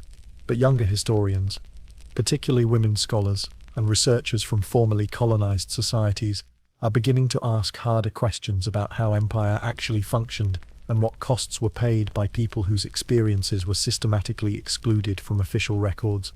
The archaeological evidence tells a different story than the tourist brochures.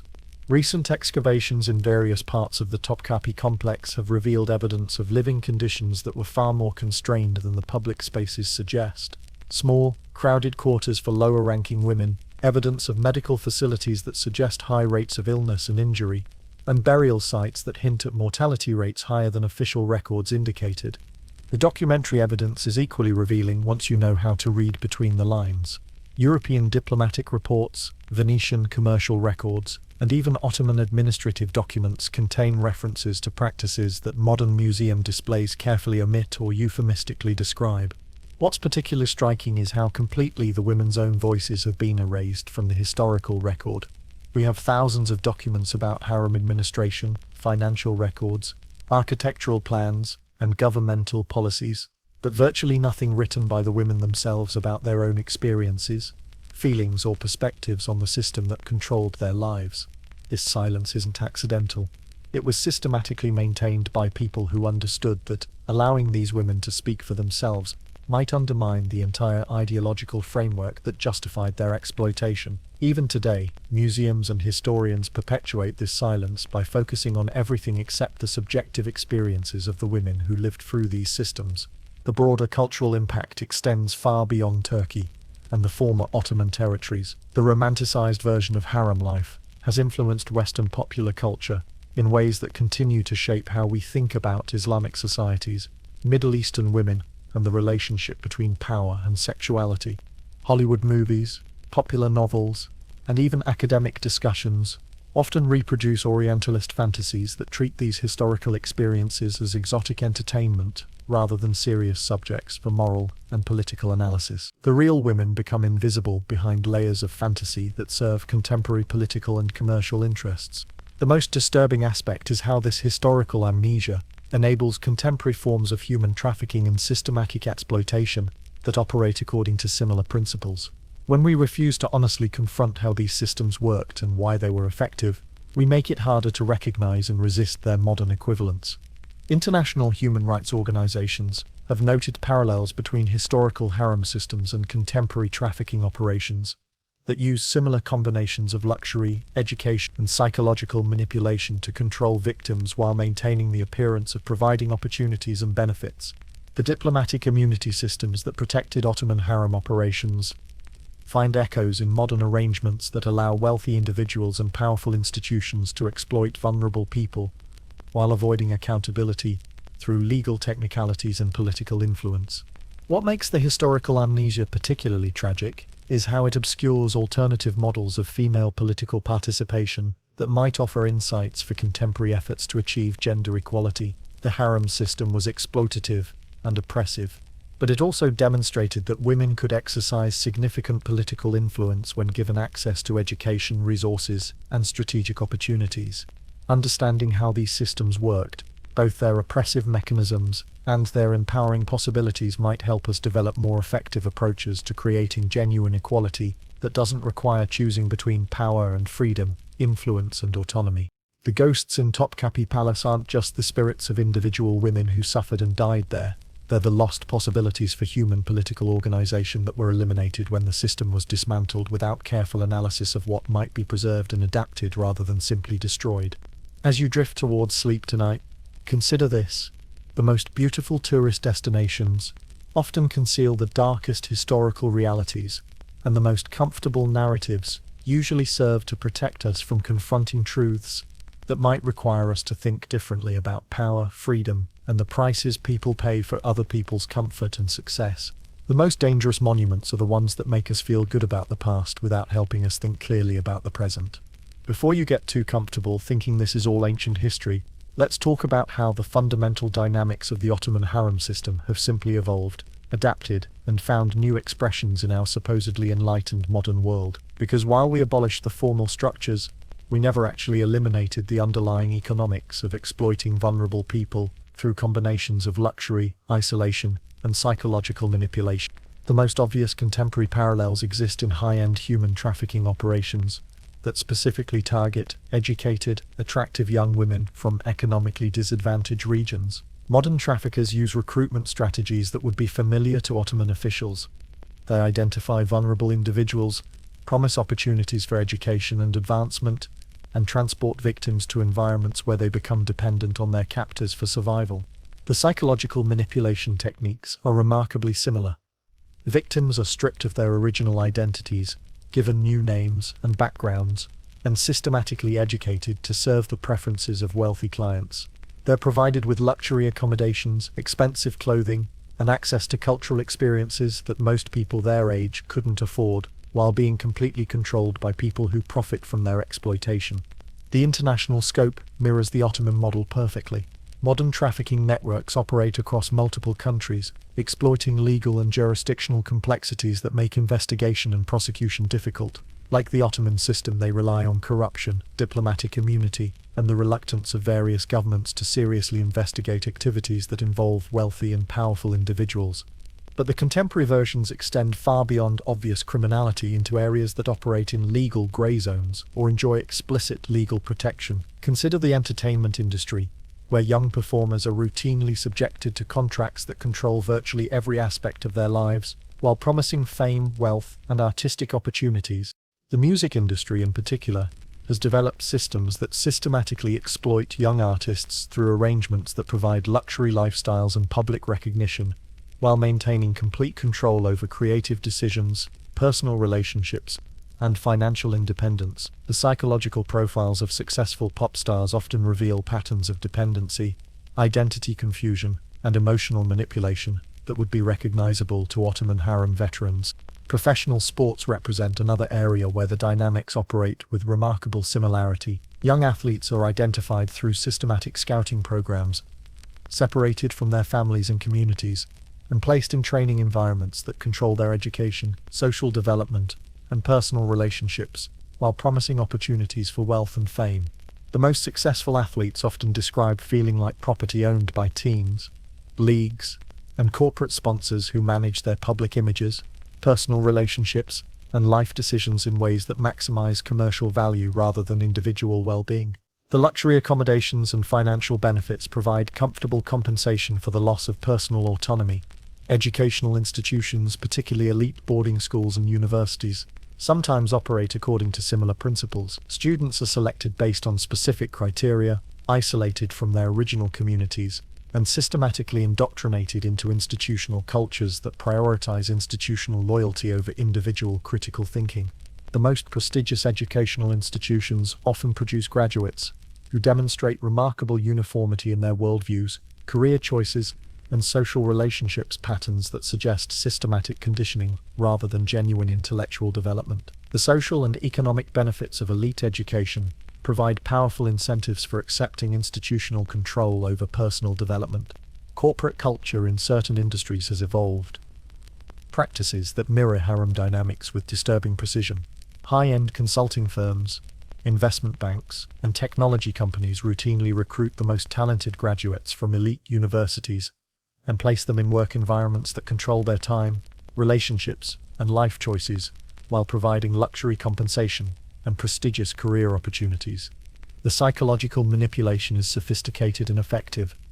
Employees are encouraged to identify completely with corporate culture, to sacrifice personal relationships for professional advancement, and to measure their self-worth entirely through institutional recognition and financial rewards. The most successful corporate cultures create employees who genuinely believe that their personal interests align perfectly with institutional objectives. The pharmaceutical industry has developed particularly effective systems for managing the doctors, researchers, and regulatory officials whose decisions affect billions of dollars in profits. The combination of research funding, conference invitations, consulting opportunities, and social recognition creates networks of professional obligation that influence medical practice in ways that benefit corporate interests while maintaining the appearance of scientific objectivity. Digital technology has created entirely new possibilities for systematic control and manipulation that exceed anything the Ottomans could have imagined. Social media platforms use behavioral psychology principles to create user dependency while harvesting personal information that enables unprecedented levels of surveillance and influence. The most sophisticated digital manipulation systems operate according to principles that Ottoman officials would recognize immediately: identify vulnerable individuals, exploit psychological weaknesses, and create environments where victims voluntarily surrender privacy and autonomy in exchange for social connection and entertainment. Online gaming, in particular, has developed systems that systematically exploit addiction psychology to generate profits from players who lose control over their time, money, and social relationships, while pursuing virtual achievements and social recognition within controlled digital environments. The international diplomatic community continues to operate according to principles that echo harem politics with remarkable consistency. Diplomatic marriages between wealthy families from different countries create political alliances that transcend formal governmental relationships. Corporate executives, political officials, and cultural leaders arrange marriages that serve strategic purposes while maintaining the appearance of personal romance.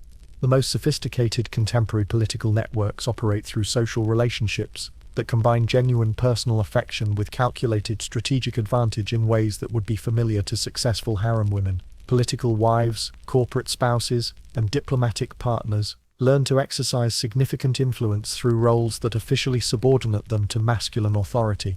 What makes the contemporary versions particularly insidious is how they've adapted to modern sensibilities about individual freedom and personal choice. Unlike the Ottoman system, which openly acknowledged its coercive nature, modern equivalents operate through the fiction that participation is voluntary, and that victims are beneficiaries rather than targets of systematic exploitation. The most successful modern manipulation systems convince victims that they're making autonomous choices while actually operating within carefully constructed environments that limit options and shape preferences in ways that serve institutional rather than individual interests.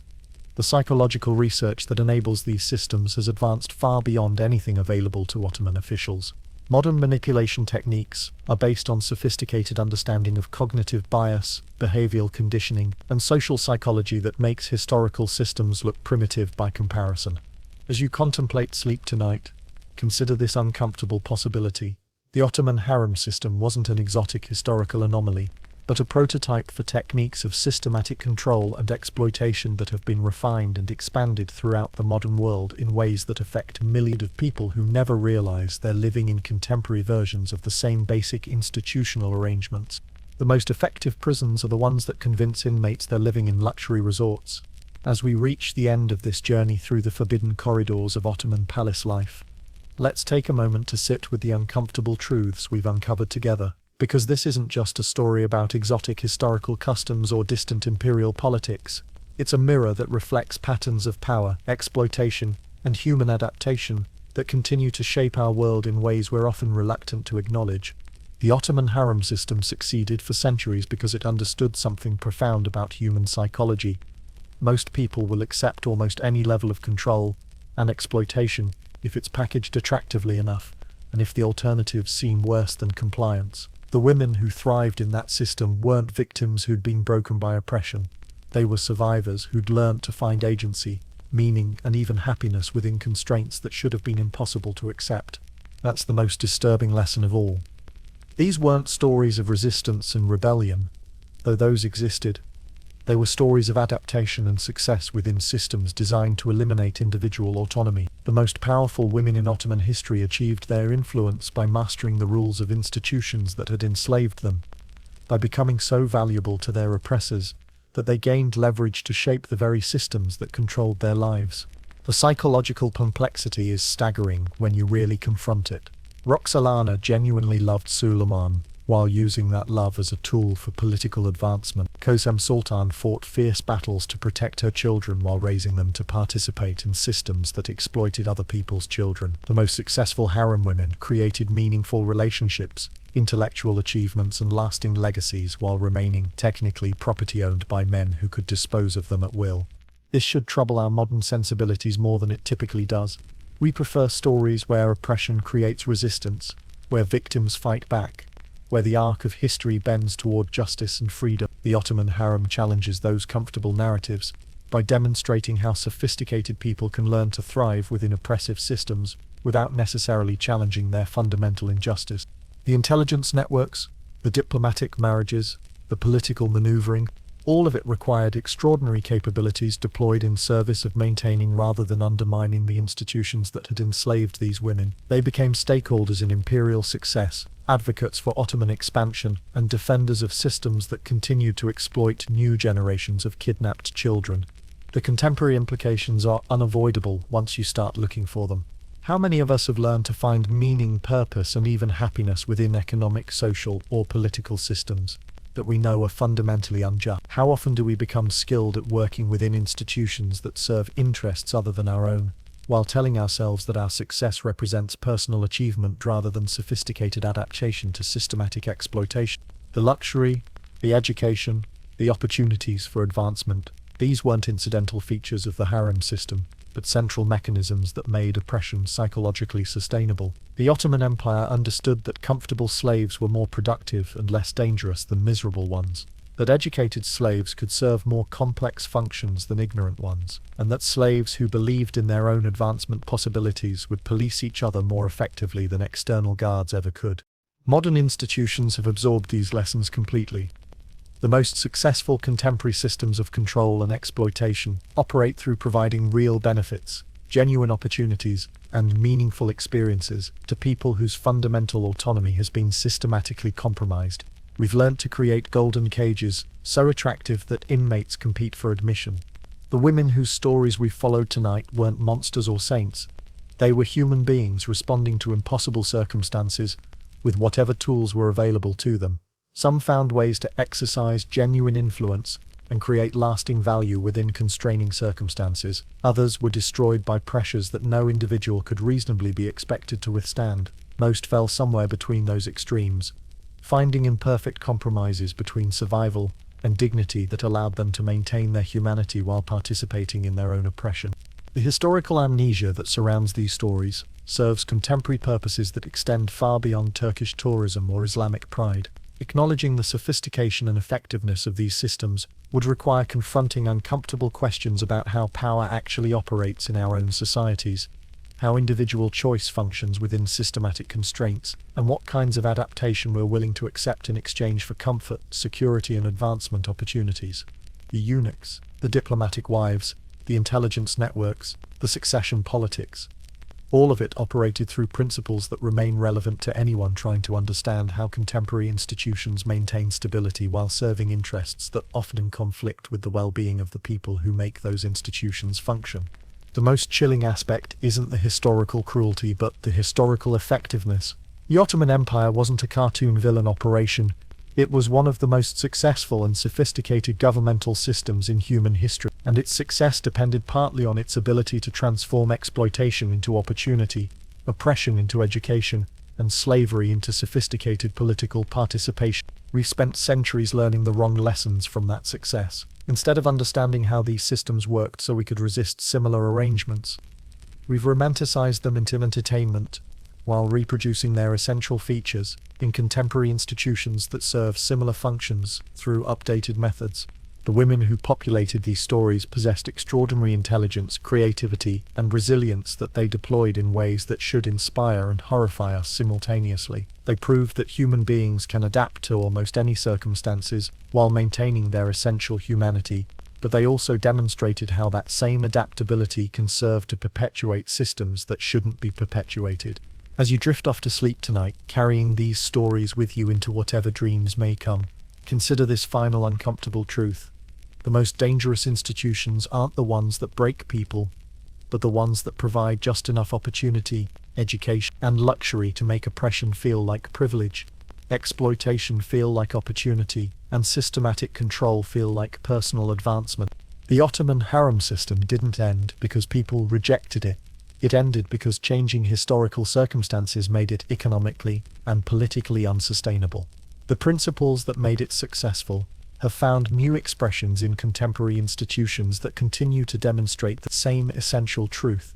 Most people will accept remarkable limitations on their freedom if those limitations are packaged attractively enough, and if the available alternatives seem worse than compliance. Sweet dreams, and remember, the most beautiful palaces often conceal the darkest secrets. The most comfortable systems often demand the highest prices, and the most successful adaptations to impossible circumstances often require us to become complicit in maintaining the very impossibilities we've learned to navigate. The ghosts in the palace aren't just the spirits of dead women. They're the living shadows of choices we're all still making, compromises we're all still accepting, and systems we're all still learning to serve, while telling ourselves we're being served by them. And there you have it. 17 chapters of the most scandalous, sophisticated, and deeply unsettling political system you'll never read about in conventional history books. If these stories have kept you awake when you should be sleeping, well, that seems appropriate for tales that should disturb our comfortable assumptions about power, freedom, and the prices people pay for other people's luxury. If you found yourself questioning not just Ottoman history but contemporary institutions that operate according to remarkably similar principles, then we've accomplished something more important than entertainment. We've created the kind of historical awareness that might actually matter for understanding our own world. Subscribe for more stories that will help you sleep better, by first making you think harder about the world we've inherited and the choices we're still making within it.